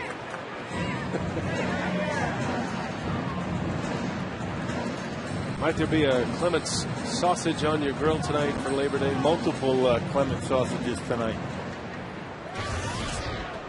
Forgot your style on the grill. Maybe you could run through that quickly. Cook the brat, then soak them in the beer. Cook then soak. That's what I do. Because a lot of people soak then cook. Right. But you're a cook then soak. And what's the difference? Well, you don't have to cook them all the way through on the grill. You risk burning them that way. Now, some people like them charred a little bit. I do not. You give them a good golden char, and then you stick them in the boiling beer and the onions, and that cooks them the rest of the way. The other thing that does for you, if you have a big party, they'll stay in that hot simmering beer all day long, and they'll stay moist. It's better for large groups. Right. You can prepare them in advance. Very well done. Always a method to the madness. Bill's Grill. The grill master that he is.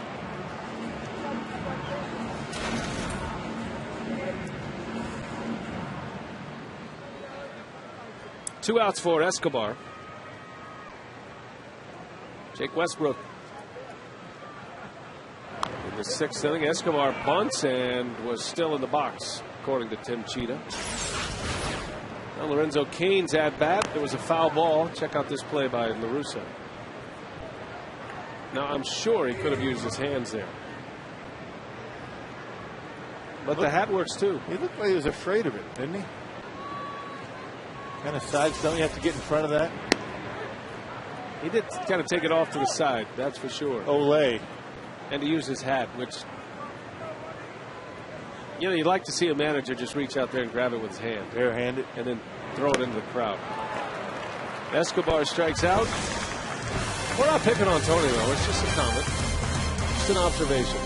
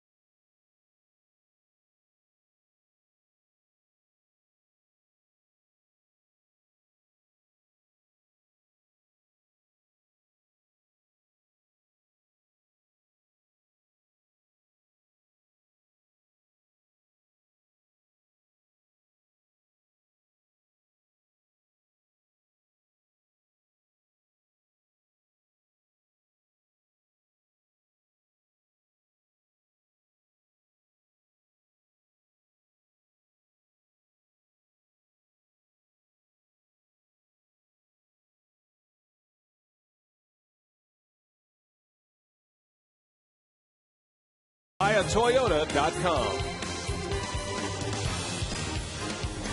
Roof is open on Labor Day in Milwaukee, and the Brewers continue their homestand tomorrow. Our Miller Lite What's on Tap. against the Cardinals tomorrow and Wednesday. Both night games on Fox Sports Wisconsin, then a day off Thursday. The Cubs are in town Friday. Pitching matchup is set for the rest of the series. Tomorrow it's Narveson against Kyle Loesch, and then Jaime Garcia against Chris Capuano for the Brewers on Wednesday. Jeff Suppan, it was rumored, would be starting tomorrow for the Redbirds, but instead Kyle Loesch will get that shot. Suppan in the bullpen for St. Louis right now. Escobar throws out Molina, who is not running well. Been injured. Has an ankle injury. There's the probables for tomorrow and Wednesday. Loesch and Narveson. The Cardinals really looking for Loesch to come back and give them some good starts down the stretch. And you know about Garcia if you follow baseball. He's been one of the best rookie pitchers in baseball this year, and a 13-game winner. Yeah, 2.35 earned run average. Outstanding work. We talked about that Rookie of the Year. Jaime Garcia, 5th in the National League. As a matter of fact, the Cardinals have 3 in the top 10. Yeah, Wainwright is 4th in ERA. Garcia right behind him, and then Chris Carpenter is 8th. The league leader in earned run average is Matt Latos of the Padres, 2.25 earned run average. As you see Mitchell Boggs getting loose. Pitcher spot due up next. Corey Hart gives chase. He slides and makes the catch. They got that one that time. He missed the one by Albert Pujols in the gap. Going down the line and making that catch. That ball gets by Corey. Ryan's at third base. Ryan can run pretty well. Playing shallow, has to go to the line and make it, able to haul it in. You know, I asked Ed Cedar about coming to a slide on a catch like that. You see a lot of the Brewer outfielders do it. It's not for style. It's to keep your eye level the same as the baseball. That's why the Brewers teach that. Yep, look it in. Randy Wynn pinch hits for Jake Westbrook, so the Cardinal starter is out. Yeah, that, and sometimes, you know, when you slide like that, if you don't catch it, you might be able to trap it with your body, keep it from going down in the corner. Ed Cedar was talking about Corey Hart and his ability to do that and how athletic he is. You know, there aren't many players his size that are nimble enough to slide like that, dive when they need to. He's 6'6" out there, and he has great speed, and you kind of forget how tall he is by the way he plays. Yeah, plays a lot smaller. I mean, quick, agile. And just like Lorenzo Cain, exceptional instincts on the bases. 2 balls and a strike on Randy Wynn. 2-2. Wynn started the year with the Yankees, and with the emergence of Gardner, Wynn was really not getting much playing time for New York. So they shipped him over to St. Louis. Wynn takes off, and Luke Croy secures the strikeout. So Gallardo, a good bounce back inning. A 1-2-3-7. And Gallardo is through 7. This game still tied at 2.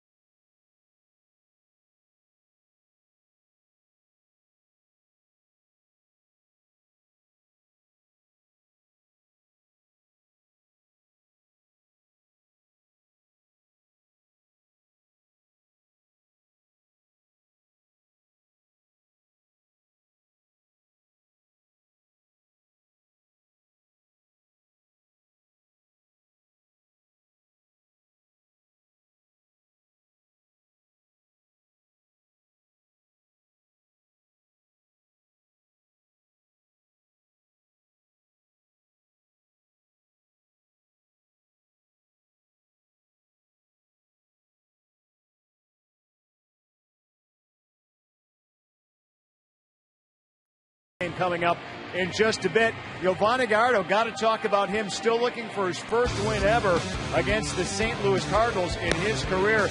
Cruising along, though, in a tie game. Well, he is. He's pitching pretty well. He just had that snafu with the spike and a breaking ball that with the wild pitch. Other than that, he's been under control. All right, we're looking forward to this game cruising along. The Brewers, though, need an extra run. New pitcher out on the mound for St. Louis, Brian. All right, Craig, that is Mitchell Boggs on the pitch for the Cardinals. As Westbrook finishes with 6 innings, 5 hits, 2 runs. And he will not factor in the decision. Brewers are trying to give Gallardo a chance to win. Joe Inglet has already moved into the on-deck circle. He'll hit for Gallardo next. Yeah, Mitchell Boggs has thrown the baseball pretty well. He's made 8 consecutive scoreless appearances. 54 games for Boggs. That's second on the team, second only to Kyle McClellan. Trevor Hoffman making his way to the bullpen. Hoffman sitting on 599 saves. This could be the day if it gets into a save situation. John Axford probably not available today. 2 innings yesterday, a lot of pitches.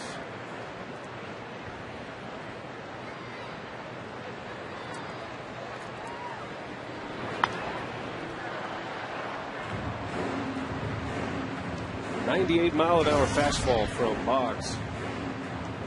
Nothing wrong with his right arm.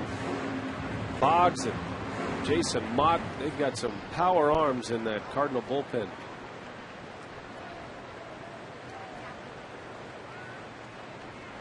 Ball and 2 strikes on Lucroy. Another big fastball. Zach Braddock preparing for the 8th inning. The Cardinals will be at the top of their batting order. And Braddock, if he gets in the ball game, would be 3 days in a row. Only faced 1 batter yesterday. Retired the only man he faced. And Lucroy down on strikes.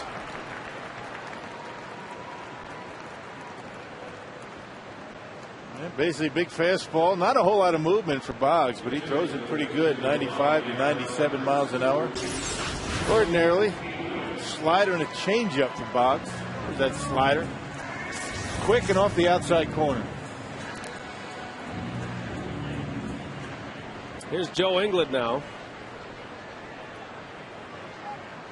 Inglet pinch hitting for Gallardo. Giovanni goes 7 innings, 4 hits, 2 runs. Finishes with 4 Ks. And the Brewers would love to give him a chance at a victory. They'll need to score a run here. See the final line on Jake Westbrook.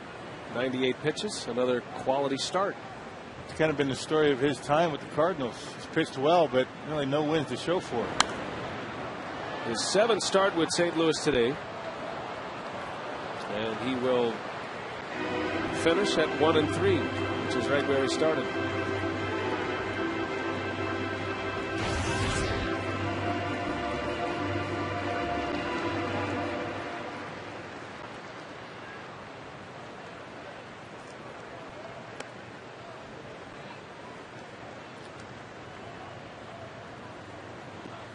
Hart and Braun anxious to hit.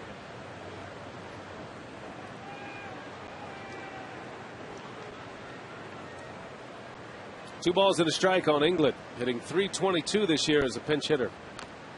And a little foul tip off of Molina. 2-2. The 19 hits for Inglet leads the major leagues in pinch hits. You don't see a lot of pinch hit opportunities in the American League, not nearly at the level you see in the National League. Never been in this role, Joe Inglet, until this season. But he has thrived in this spot. Little bouncer. Schumacher is over. Inglet out to a slow start from the box, and he's retired easily. 2 outs, 2 up, 2 down.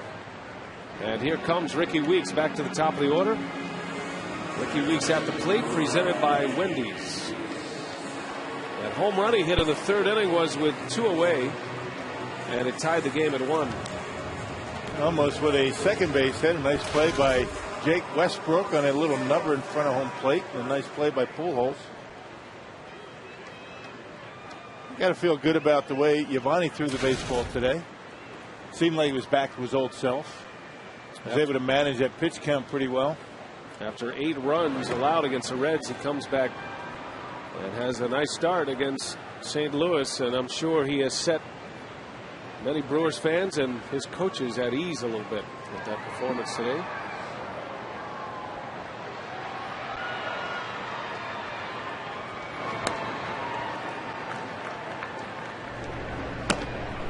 Jeremy Jeffress joins Zach Braddock in the bullpen. And speaking of big arms in the bullpen, right? Jeffress and Braddock, both of them get it up there pretty good. Jeffress was impressive in his major league debut in Cincinnati on the road trip. And you know, the home fans are anxious to see Jeremy Jeffress. They've heard a lot about him, seen him on television. Got it up to 98 miles an hour in Cincinnati.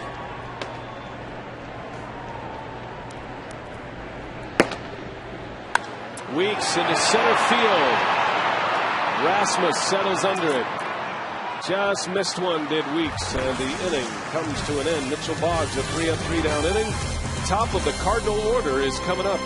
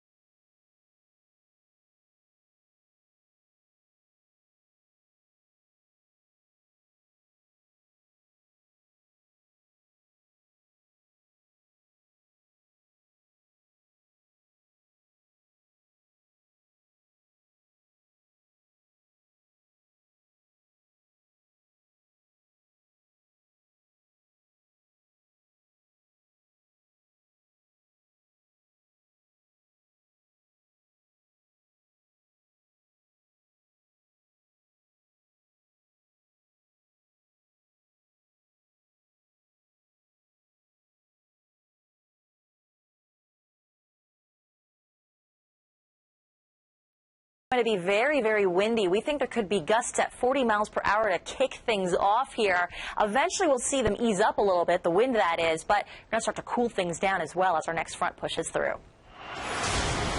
And a reminder, fans, if you want the Brewers weather forecast sent right to your phone, text keyword forecast to short code 234-234 and click on the link. Zach Braddock will pitch for the Brewers. And if everything plays out for Ken Maka the rest of the way here, you'll see a couple of prize prospects in this organization in Braddock and Jeffress, and then you will see Trevor Hoffman try to nail down a save. That's if the manager had his say. Yep, now 3 days in a row for Zach Braddock. He retired Chase Utley on a pop-out. That's the only batter that he faced. Hasn't allowed a run in his last 13 appearances. You'll have Skip Schumacher, Schumacher will be lifted for a pinch hitter here. So Felipe Lopez, a switch hitter, will bat for the lefty Schumacher. Kind of feels like we're trending towards a Jeffress-Pujols matchup here in a moment. Talk about throwing a guy into the fire. We'll see if Maka goes that direction.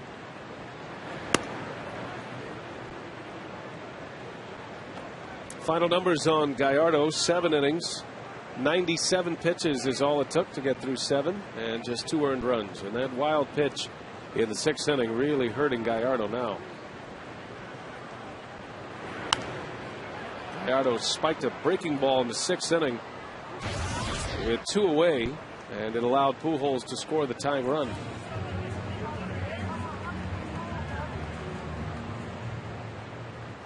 Hey, you figure Braddock to face Felipe Lopez and John Jay.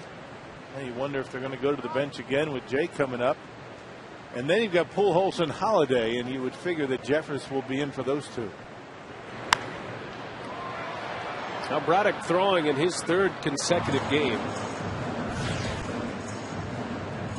And he's hoping that Braddock can get through Lopez and Jay quickly here.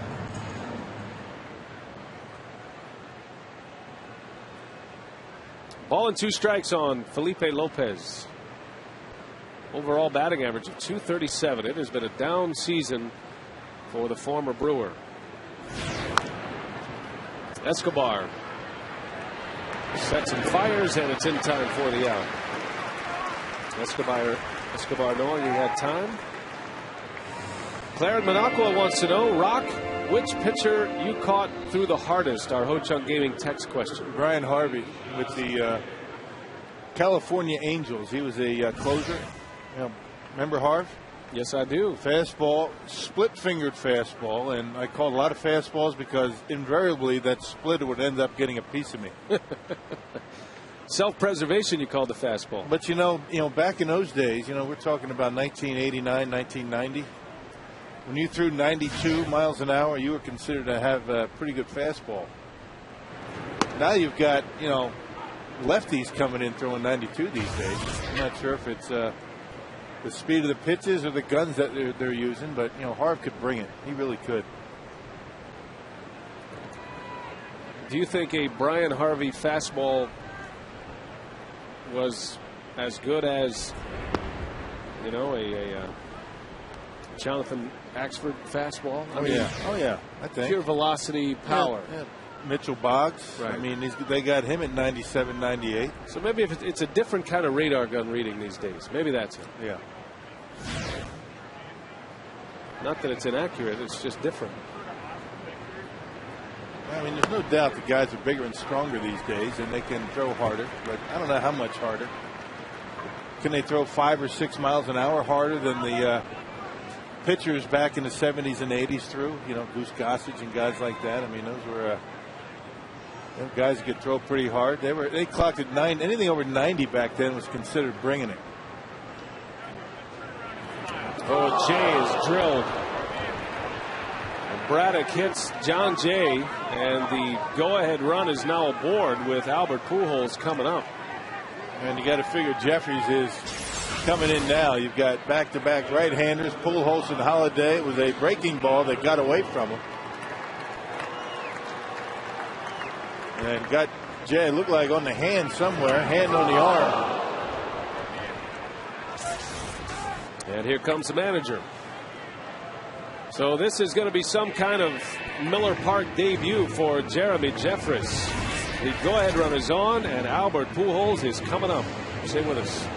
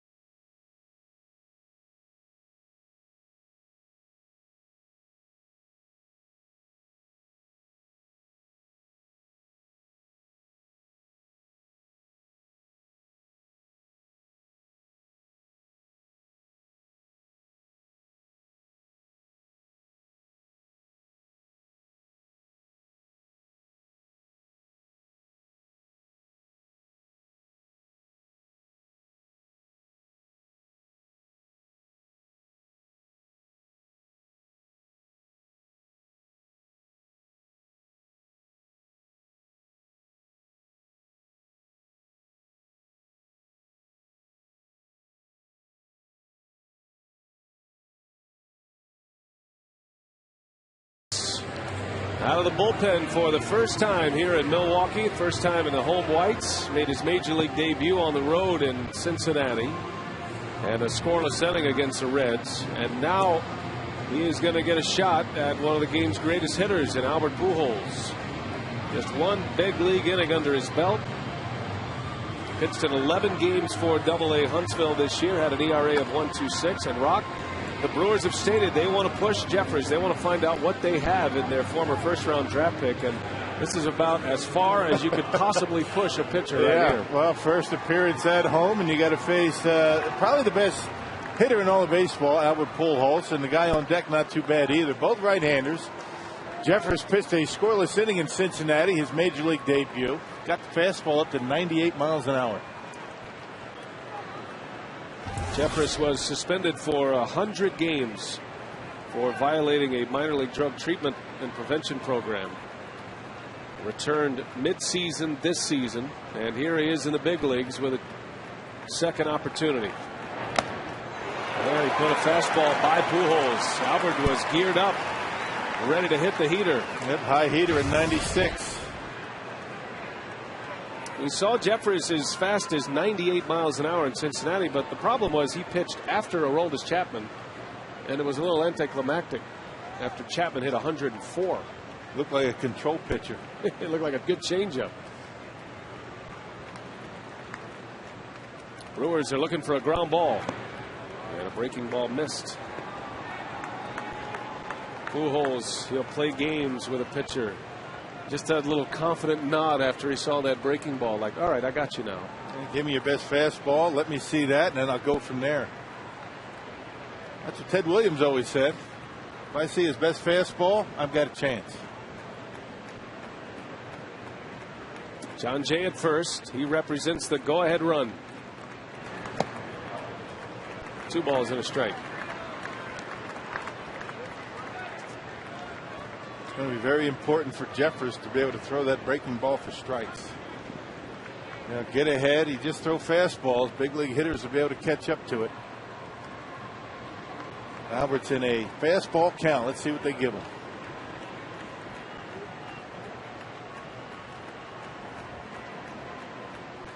Two balls and a strike on Pujols. And a breaking ball missed. So now a 3-1 count. And remember, the only strike was a fastball out of the zone Pujols swung at. Jeffers, the Brewers' first-round draft pick in '06. Braun went first in '05, and then Jeffers the next season was the #1 pick for Milwaukee.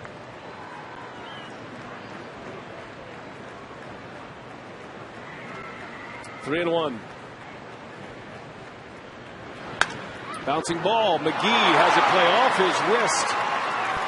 And everybody's safe. If he comes up with it clean, he's got a chance at a double play. Instead, 2 on now. Still just 1 out, and Holiday coming up. Now the good news is it stayed in the infield, and that kept the runner, John Jay, at second base. They got behind him 3-1. They tried to throw a couple of breaking balls for strikes. Albert not going to chase. They got the 3-1, gave him the fastball. Albert hit it hard. It was up and in. That was that final hop right there. That second hop, a little bit of topspin on it. Came up on him, and that was double play still in order. That ball gets into left field. You got runners at first and third. That'll go as an error on McGee. And the first error of the game. 2-2 ball game, all tied up. A good one here on Labor Day. There's Matt Holliday with 2 on.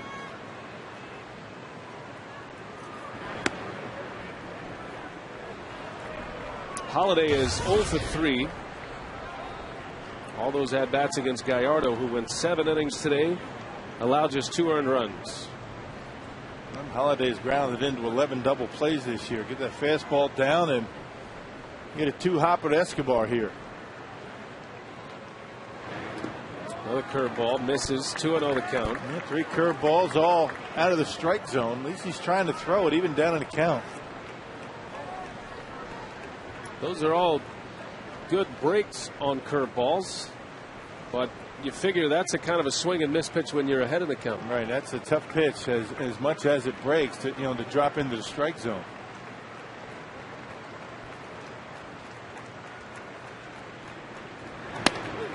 Blistering fastball. And a well-placed fastball at that, inside corner. If he throws 2 more right there, he's got a chance. Yeah, Matt Holliday just continues to complain about the strike zone. That looked like a good pitch. Guess I'm a bit jaded. How do you argue that call? Holliday thought it was inside. Well, he and Tim Cheetah have not seen eye to eye this entire game.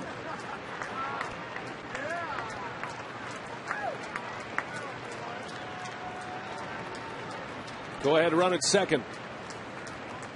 Jeffress delivers and a strike on the inside corner, and Holliday's barking again. Spins out of there, showing his disdain for Tim Cheetah. Yeah, throw it in there again.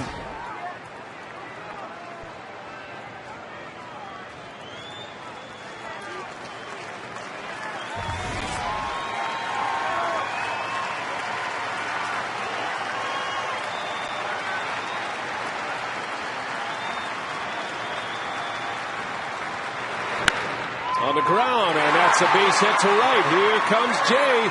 Here comes a throw from Hart. It's late. Holliday to second. And the Cardinals have the lead, 3-2. Yep, left it out over the plate. He wanted to come inside with it, left it out over the plate, and Matt Holliday, yeah, I guess he decides that was all right to swing at, and hits it hard into right field. Fastball was down. He tried to get it inside. Fell behind once again, 2-0. He tried to establish that fastball in, and here it comes. 2 fastballs that are called on the inside corner. Matt Holliday complaining about both of them.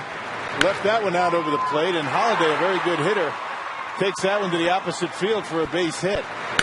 John Jay, decent speed out there at second base. Not a base burner, but still able to score. Boy, that was a beautiful piece of hitting there by Holliday, and a big RBI. He has been good in the clutch for the Cardinals the last 2 days, and that run batted in gives St. Louis the lead. Holliday with 88 RBIs now, as Jeffress will walk Colby Rasmus to load the bases.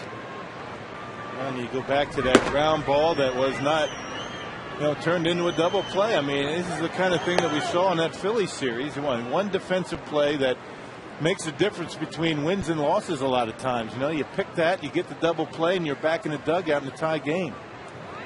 Even with a team like the Cardinals that haven't been swinging the bats, you give them extra outs, they're gonna score runs. That is going to load the bases, and here comes Ken Maka. So Jeffress will be lifted. And we'll take another timeout. Todd Coffey is coming in. Bases loaded. 1 out for the Cardinals.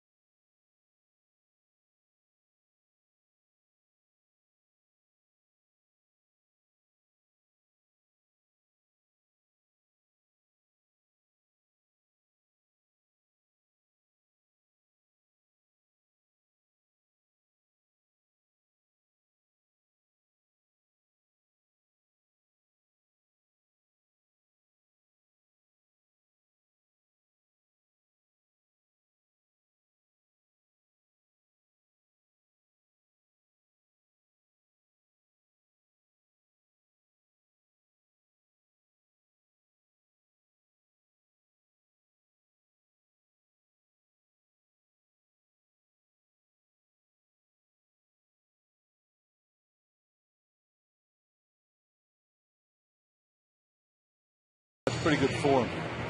Pujols and Holiday. Pujols reaches on the air, a costly error. Holiday with the RBI single that gives the Cardinals the lead 3-2 in the 8th. And Todd Coffey is on the pitch. 61st appearance of the year. He's hoping to have a big finish to the year. It has been a very rough season for Coffey. Started out well, but then after a thumb injury, he's still trying to find that big fastball and that big slider that he has. Yeah, far and away leading the Brewers in appearances. 61 now. The next closest, Trevor Hoffman, at 46. And he leads the club in games, and he missed 3 weeks due to a thumb injury. Bases loaded, 1 out. Maka brings in Coffey, looking for the ground ball double play.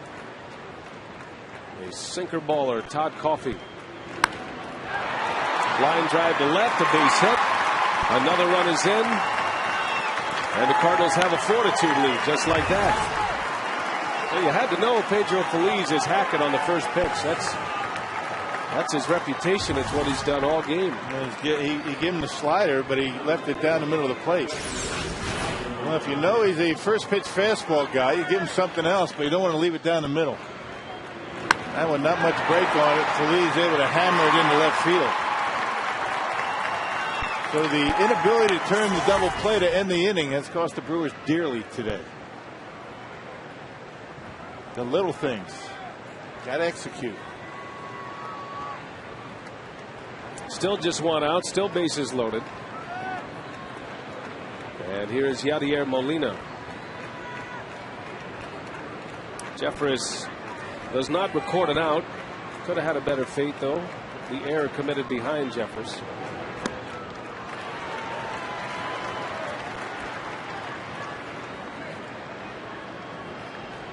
For the Brewers in the bottom of the 8th, it'll be Corey Hart, Ryan Braun, and Prince Fielder. And now Milwaukee down 2.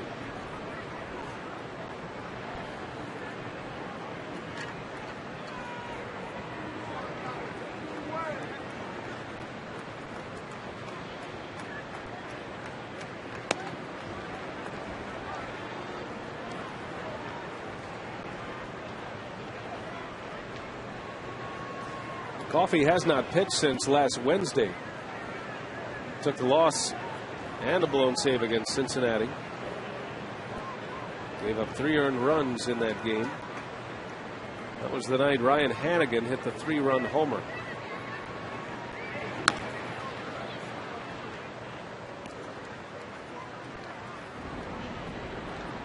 Kyle McClellan will have the 8th for St. Louis.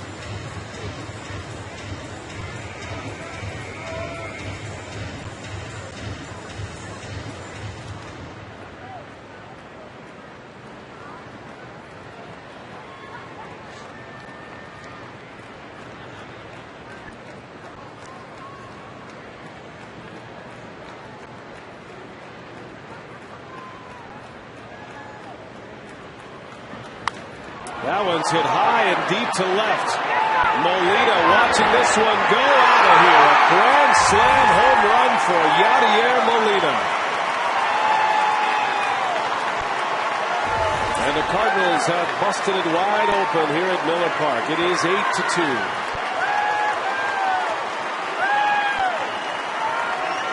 Another hanging slider by Todd Coffey. Right down the middle of the plate. Only the 6th home run from Molina this year. Check out the location. Middle in, didn't break at all, and he knew it right away. I mean, both of them knew it. Todd Coffey knew it was out, and so did Molina.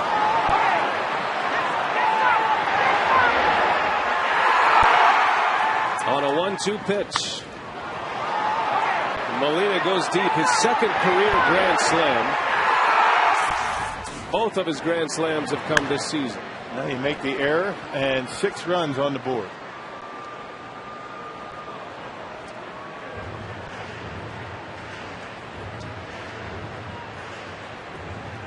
So Holiday and Molina with the big hits. Pedro Feliz an RBI as well. Cardinals were wondering where their offense was going to come outside of Pujols and Holiday, and today anyway it's been Feliz and Molina. And that was a slider, and it ended up off the inside corner. A backup slider that Molina able to pop those hips open and hit it hard down the left field line. Still just one out. 6 consecutive base runners for St. Louis. Here's Escobar. 2 outs. Well, unfortunately for the Brewers, they have seen this kind of game all too often this year. And the blow-up innings late. Brewers had a lead in Cincinnati late in a game last week. Cincinnati scored 6 runs in an inning. Part of a 3-game sweep of the Brewers. See Manny Parra getting loose. Mitchell Boggs hitting for himself here. McGee makes a nice play to end the inning. Well, the Cardinals put a 6th spot on the board. Capped off by the Yadier Molina grand slam. 8-2 Redbirds. We head to the bottom of the 8th.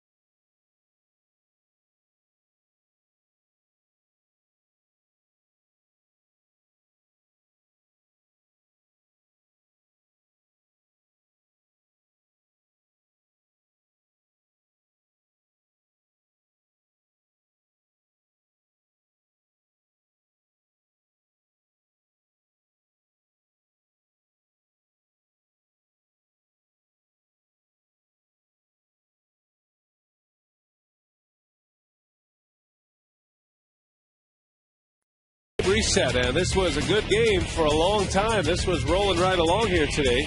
Pujols with an RBI. Ricky Weeks a 2-out homer in the 3rd inning. Corey Hart had a home run as well. Both Weeks and Hart with 26 homers now. It was a wild pitch that allowed the Cardinals to tie the game, and then Matt Holliday put him ahead with a base hit to right. And it was part of a 6-run 8th inning. Yadier Molina, the exclamation point, a grand slam home run. And the Cardinals have opened it up here at Miller Park on a Labor Day. 8-2 our score. Mitchell Boggs stays in the game. Corey Hart leads off for Milwaukee.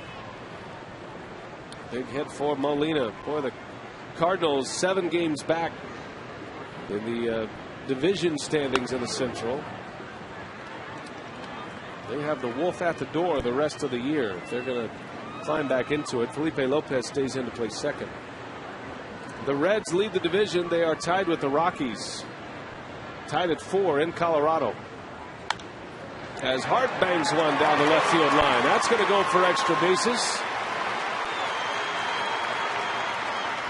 Holliday gets it back. Corey Hart with a double to start it. Corey's been on 3 times, including that solo home run in the 5th. Well, he's hit the ball hard every time. He lined out to right his first time. So Corey's starting to swing the bat well again. Hart with 2 hits yesterday and a walk. And he got a pitch in on him and able to pop the hips open and rip it down the left field line. Good start for the 8th for Milwaukee. Hard with 29 doubles to go along with 26 home runs. Oh, an ugly eighth. 6 runs in the 8th inning. Now we'll see if the Brewers can put up a fight here. 6 outs to work with.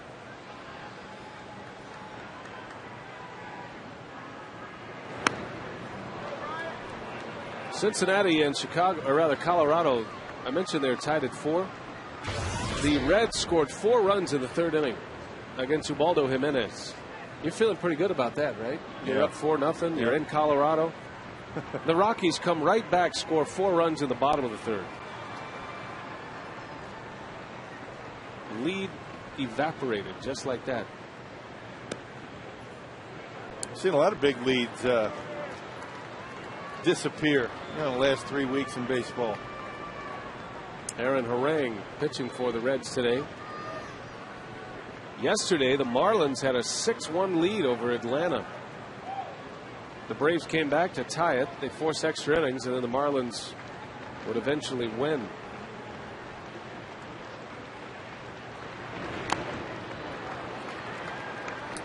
The Chicago White Sox scored 4 runs in the 9th inning with 2 outs against Boston yesterday. Who knows this time of year? Right. Got some beat up arms and bullpens. A lot of pressure for those in contention.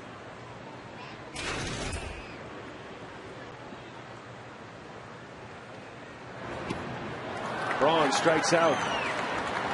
Boggs made him look bad. That breaking ball off the corner.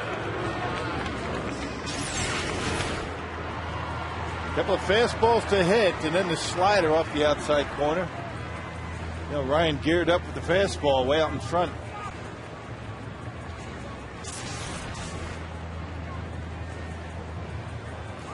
Tony La Russa will make a pitching change here. So Boggs gets him 1 out of the 8th, and we'll see a new hurler with Fielder coming up.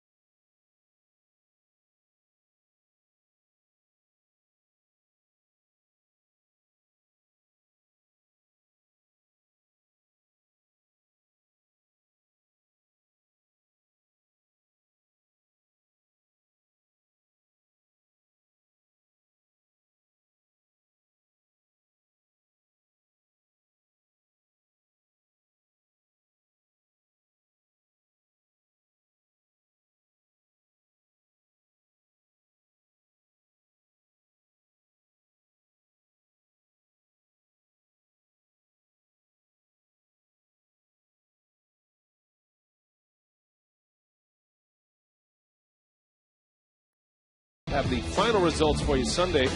So if you want to participate, send a text, the corresponding letter, to 234-234. It's all courtesy of U.S. Cellular, our text to vote. 8-2 Cardinals after St. Louis posted a 6-run top of the 8th. And here's Fielder now. Trevor Miller on the pitch for the Cardinals. Tony La Russa, and a September call-up scenario with a bullpen, it can be a scary situation. That's a nightmare for the opponent. You talk about a manager who will utilize all of his weapons. And regardless of the score. But as we talked about, I mean, big leads have evaporated in Major League Baseball these days, so, you know, you can't blame them for getting a match up for Prince. I would imagine it's 1 and out for Miller here. Yeah, McClellan is ready in the bullpen. And nothing but right-handers coming up for the Brewers. There's Kyle McClellan. Fielder today is 1 for 2, a single and a walk to go along with a ground out.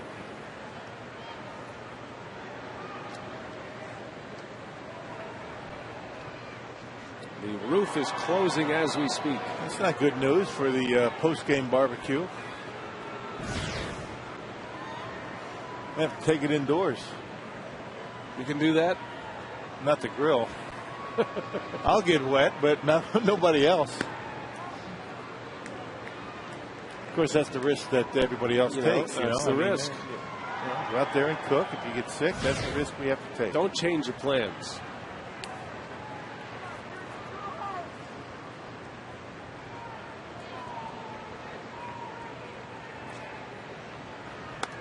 Has to be distracting for a hitter, though, I would imagine. Yeah. As the roof closes, you know, obviously it gets darker in here as the roof closes, and it changes by the second. It's kind of like dimming the lights very slowly. Or maybe Fielder's so locked in he doesn't even notice.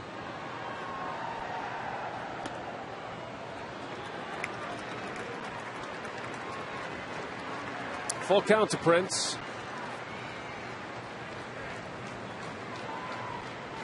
Hard at second base. He started this inning with a single.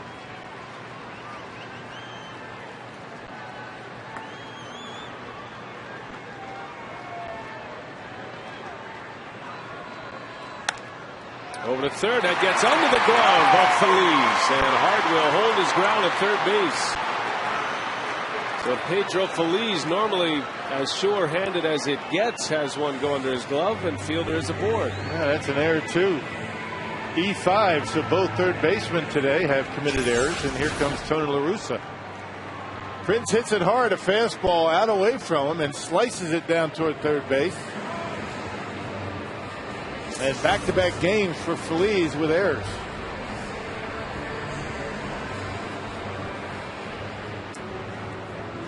Well, it gives the Brewers a shot here as La Russa will make a change. Another one.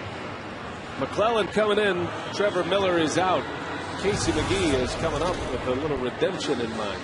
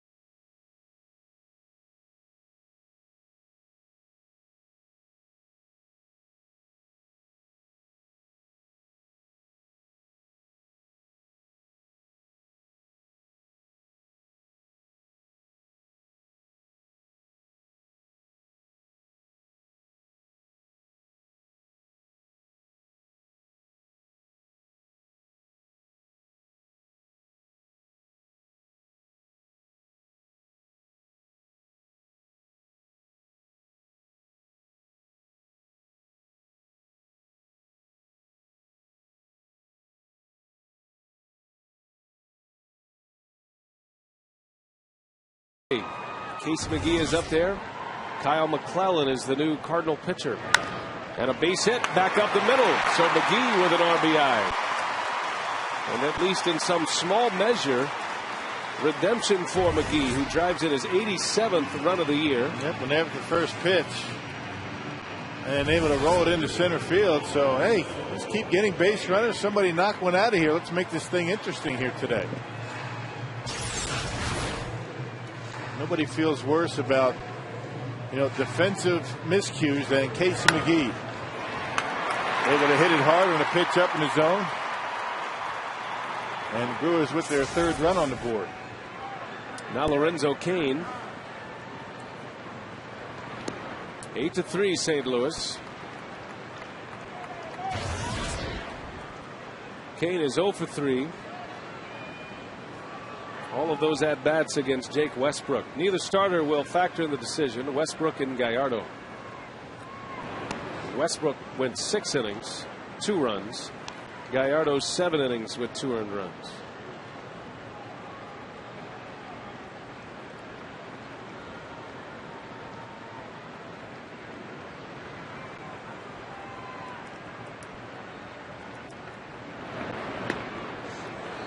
Breaking ball in there for a strike. 1-2 the count. Got a good short curveball.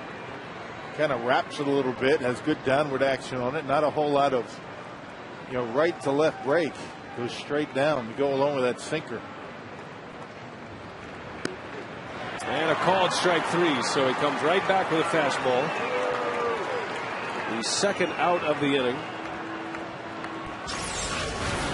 Goes curveball and then sinker. He's got some movement on it. Catches the inner half of the plate. Caught Lorenzo looking breaking ball. Clelland with outstanding numbers this year, an ERA of 2.15.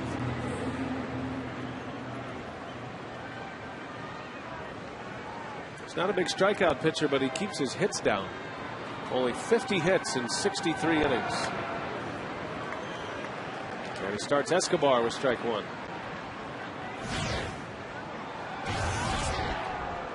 Escobar is 0 for 3, a couple of strikeouts today. He'd love to get Lucroy a chance in this inning. And there's a base hit. That is going to go down to the wall. Fielder will score. Here comes McGee, and he'll try to score. Here comes a throw from Ryan, and McGee is thrown out at the plate. The final out of the inning at home plate. What are the Brewers doing? Down by that many runs, you need base runners. You can't make outs on the bases.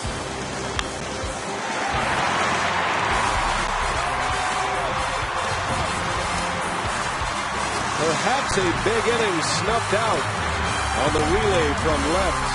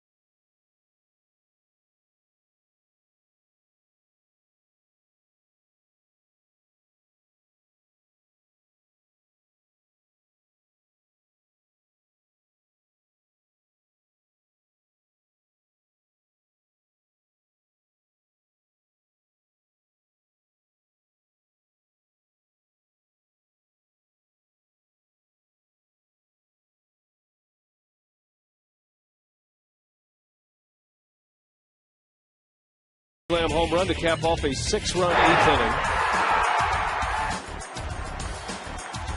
And at the time it was an 8-2 lead, but Rock, the Brewers are mounting a comeback in the bottom of the 8th. 2 runs were in, And Casey McGee thrown out at home plate, down 4 runs. Yeah, can't do it. I mean, the scouting report on Matt Holliday. I mean, he's not very good defensively, and not much range.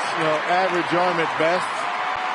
Long way to get down there in the corner, but Casey McGee at first base, not the fastest guy in the world, and he's out by plenty. I mean, just can't do that. Down by 4 runs late. Can't make outs on the bases.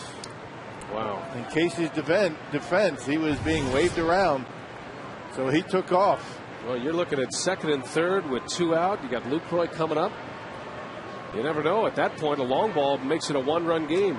Instead, they're down 4. As Clendon is on the pitch for Milwaukee. Felipe Lopez leads off. Lopez second at bat.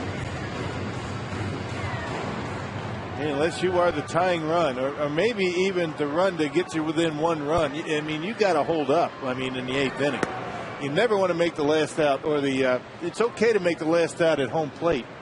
With 2 outs, obviously, if it's going to bring you close or extend a lead. But not when you're down by that many. Not when you need base runners and you're looking for a long ball.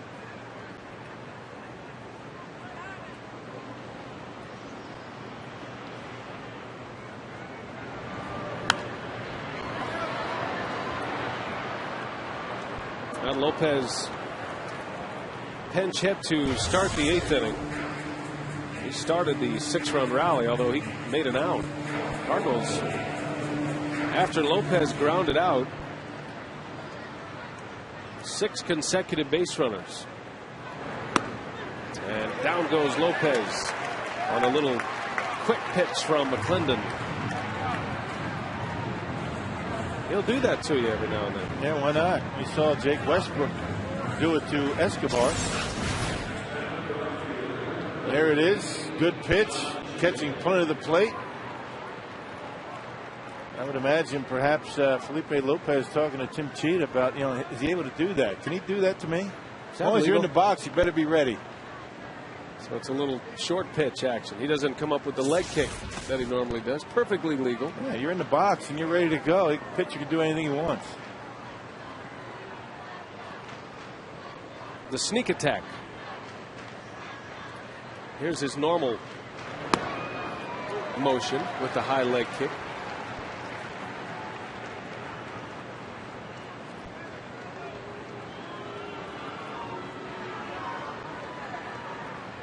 Ball and a strike to John Jay.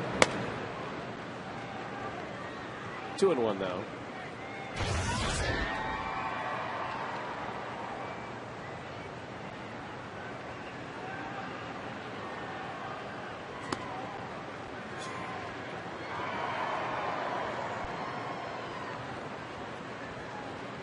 Well, you like the pace of McClendon.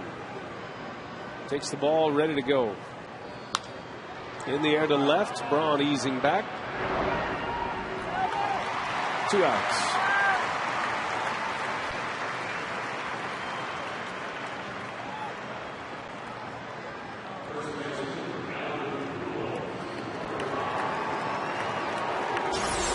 On the left is a quick pitch to Felipe Lopez, and on the right, there you go.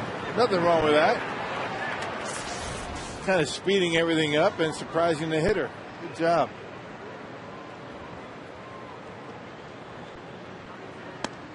There's a strike to Pujols.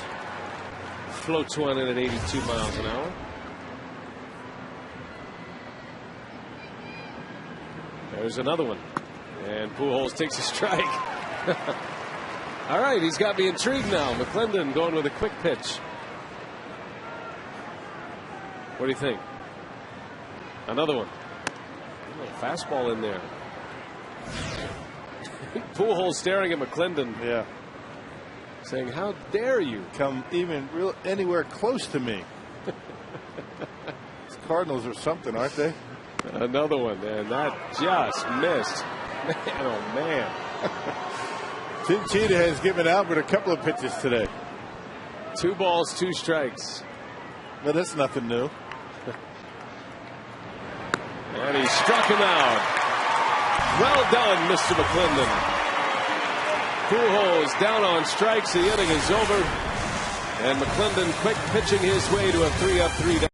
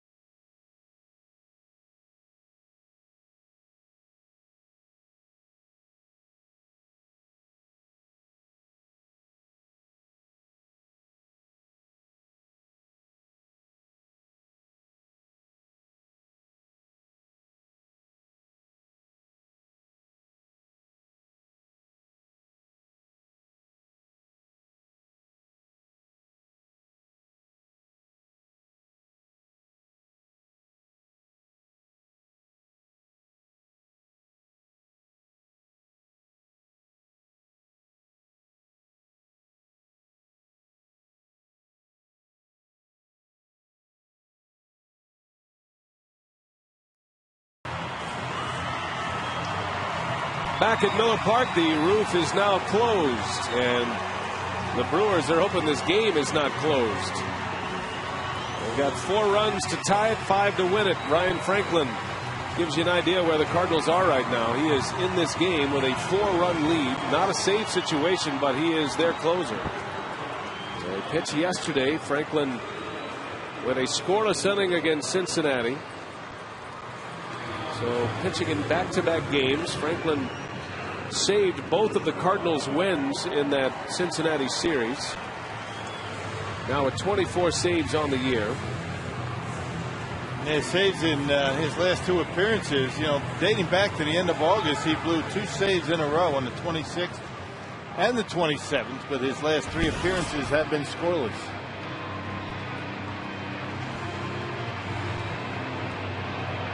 A 6-run inning has hurt the Brewers here today.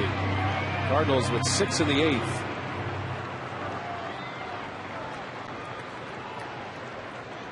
Milwaukee scoring 2 runs in the bottom of the 8th. Now down 4 with Lucroy coming up. Lucroy was ready to hit with men on base. Brad Fisher sending Casey McGee. And McGee thrown out at the plate to end the bottom of the 8th inning. Just a costly out at home plate.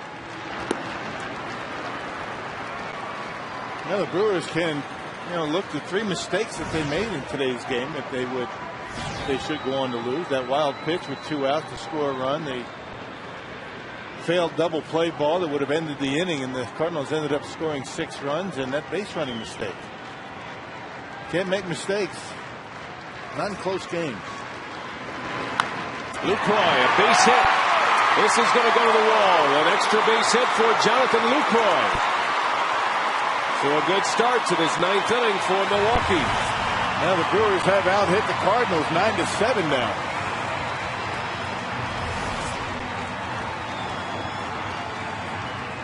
Well, Jonathan with his first base hit tonight. I should say this afternoon. A breaking pitch that stayed right down the middle of the plate, and Jonathan waits back on it and able to hammer it down the left field line.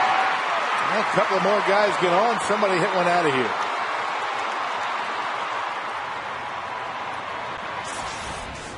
Matt Gamble is going to pinch hit for the Brewers. His first Miller Park at-bat of the season. Saw him briefly last year. And Gamble pulls it foul. Gamble missed a good part of the schedule, about half the season, with a shoulder injury. That was an injury he suffered in spring training this year.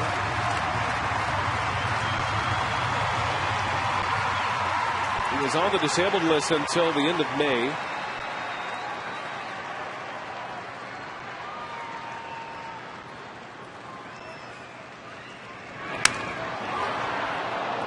Gamble played in 82 games in AAA Nashville.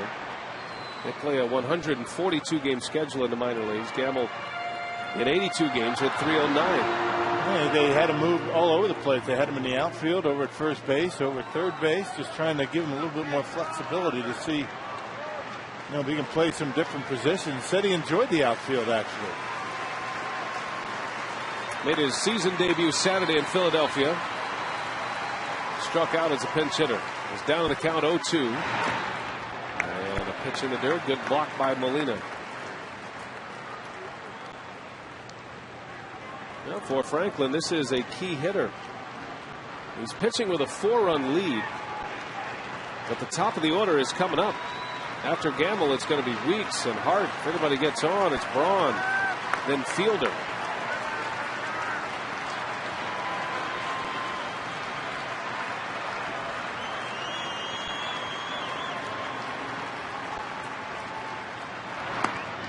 Just missed. Took a little off that time. That change up. 81 miles an hour off the outside corner. It's a good take by Gamble. Count evens at 2-2. Franklin had him down 0-2. Gamble with 13 home runs in those 82 games in AAA. And a big cut of the miss. Came right back to the changeup. Yep, another one. You don't see Franklin throw too many changeups. He's basically two pitches, fastball, slider. Back-to-back changeup getting Gamble. There it is. Straight change.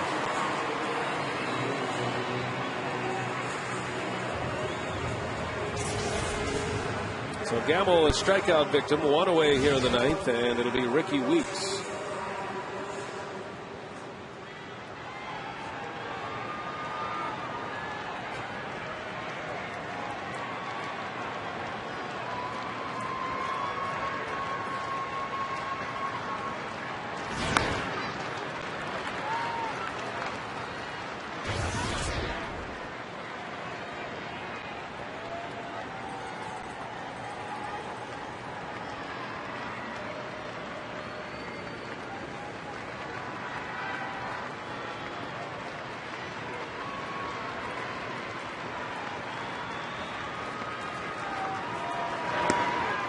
Strike 0-2.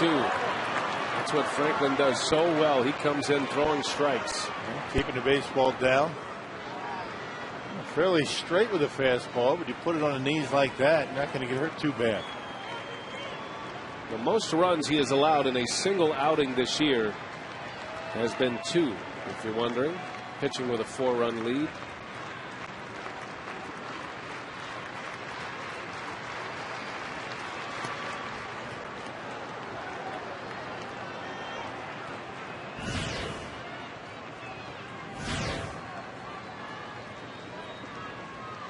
I beg your pardon. He gave up 6 runs against Colorado. That one snuck by me. That was July 6th. So there's the one bogey in his season register. You're wondering why his ERA at 3.4. Broken bat. Ryan, look at this arm. In time for the out. Good play by Brendan Ryan, having to find the baseball around the broken bat that was coming right at him.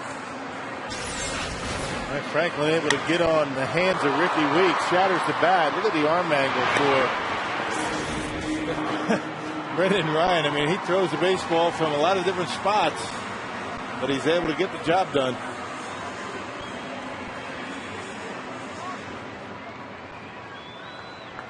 So the Crew down to their last out. Corey Hart will hit.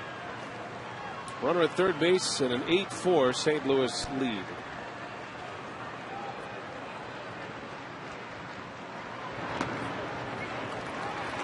And it leaves more in getting rid of the baseball as quickly as he can, as opposed to setting himself and having to throw the ball the hardest he can. So yeah, it's all about the style. I mean, Alfredo Griffin used to do that. Throw it sidearm, get it over there. Tough on the first baseman though. Ball moves a lot. Tough on an elbow.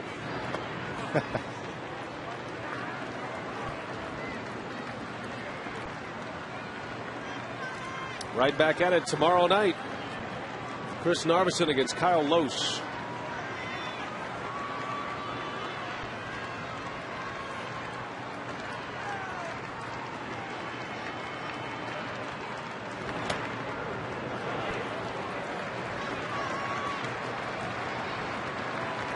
White Sox won again today. Beat the Tigers 5-4. Orioles over the Yankees. How about Baltimore making an impact?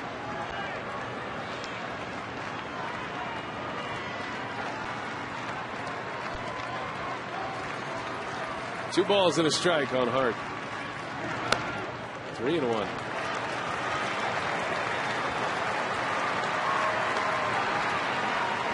Twins won again today. 5-4 over the Royals.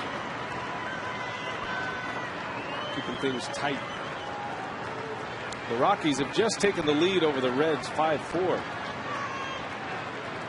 Cardinals hoping for a day where they pick up a game on Cincinnati. A Cardinal win and a Cincinnati loss brings St. Louis to within 6 of the division lead with 24 games to play.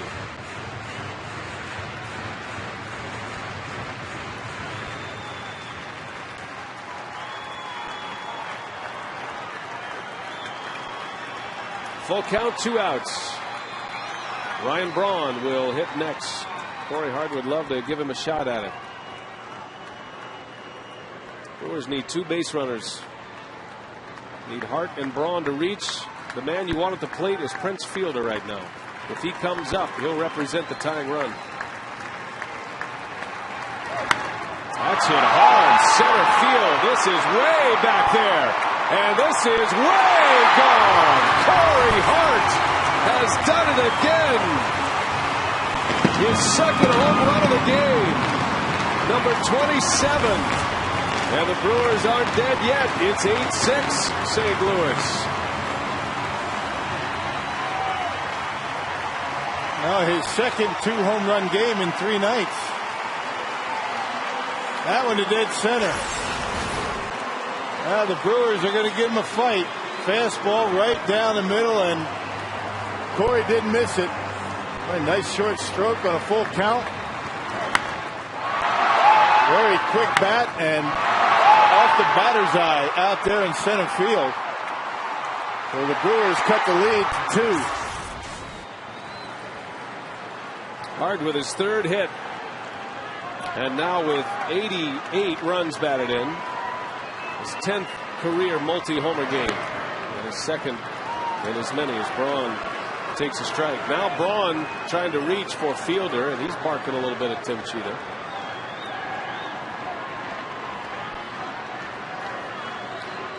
Four homers in 3 games for Corey. Wow. And the Brewers have hit 3 home runs today.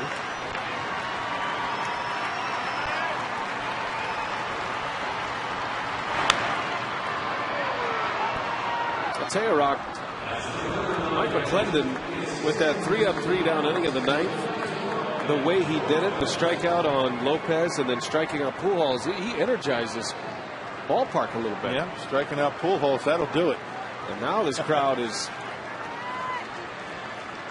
dialed up and hoping to get Fielder to the plate. He's on deck. He represents the tying run. Brewers are down to their last strike again. And Braun, did he go? It's going to be close. And they do not ask. Tim Cheetah says, I had it as a check swing. Well, he thought about it for a second.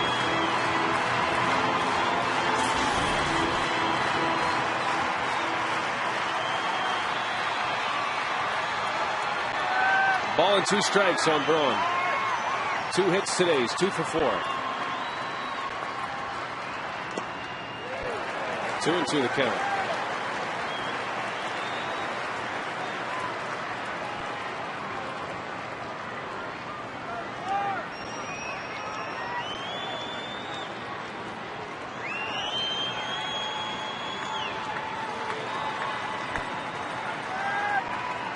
See the numbers against Ryan Franklin in his career. The 2-2, and it's ball 3. Oh, good take. Very close. Anyway, on for Ryan here.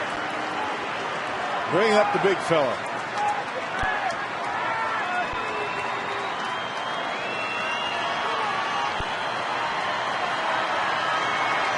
Crowd's into it.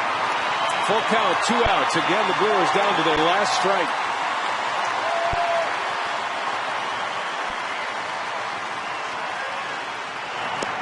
And he walked him.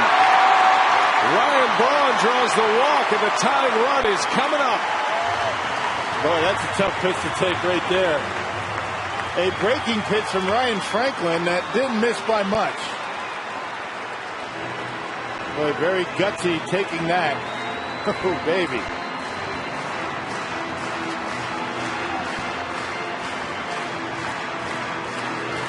And here's the man you wanted to play, Prince Fielder, the Brewers' best home run hitter. A home run here, and we are tied at 8.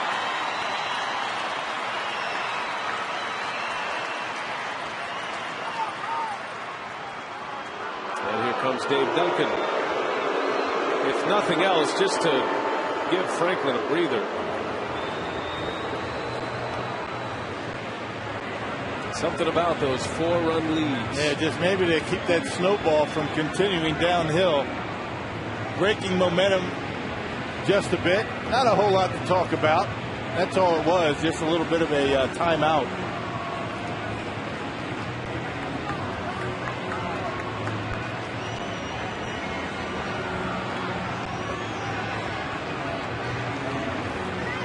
Fielder with a hit today. Been on base 3 times. And just to add to the drama, Trevor Hoffman getting loose in the bullpen. The spotlight on Fielder right now. 2 outs. Tying run at the plate.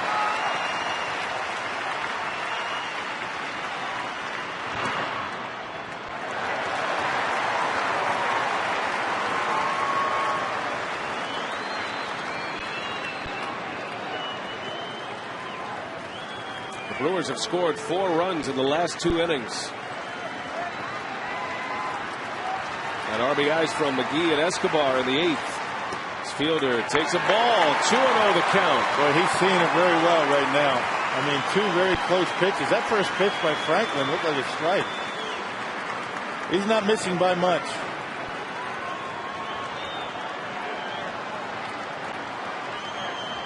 This could be a pitch of action here.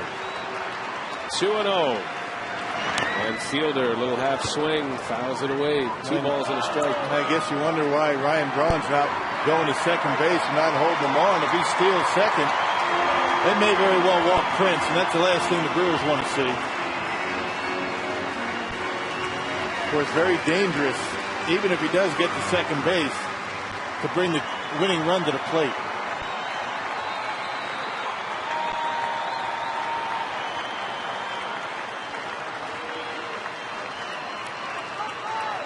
The 2-1, and Fielder fouls it back. That's going to be in the seats.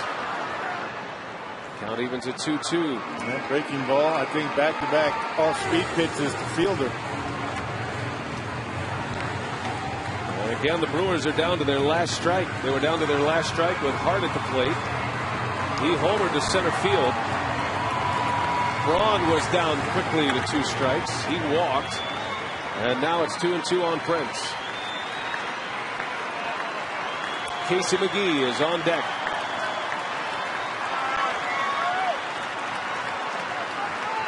The 2-2, and Fielder takes just off the plate. Well, Franklin has been so close. Every pitch that's been called a ball has been close, within an inch. And good eye by Prince, good eye by Brawny. Let's see what they do, 3-2. Braun will take off.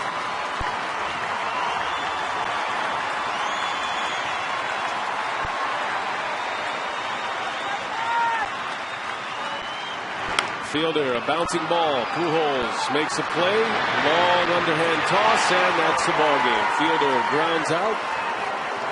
And the Cardinals hang on to win. The Brewers put up a good fight, but too much to overcome after a 6-run 8th inning.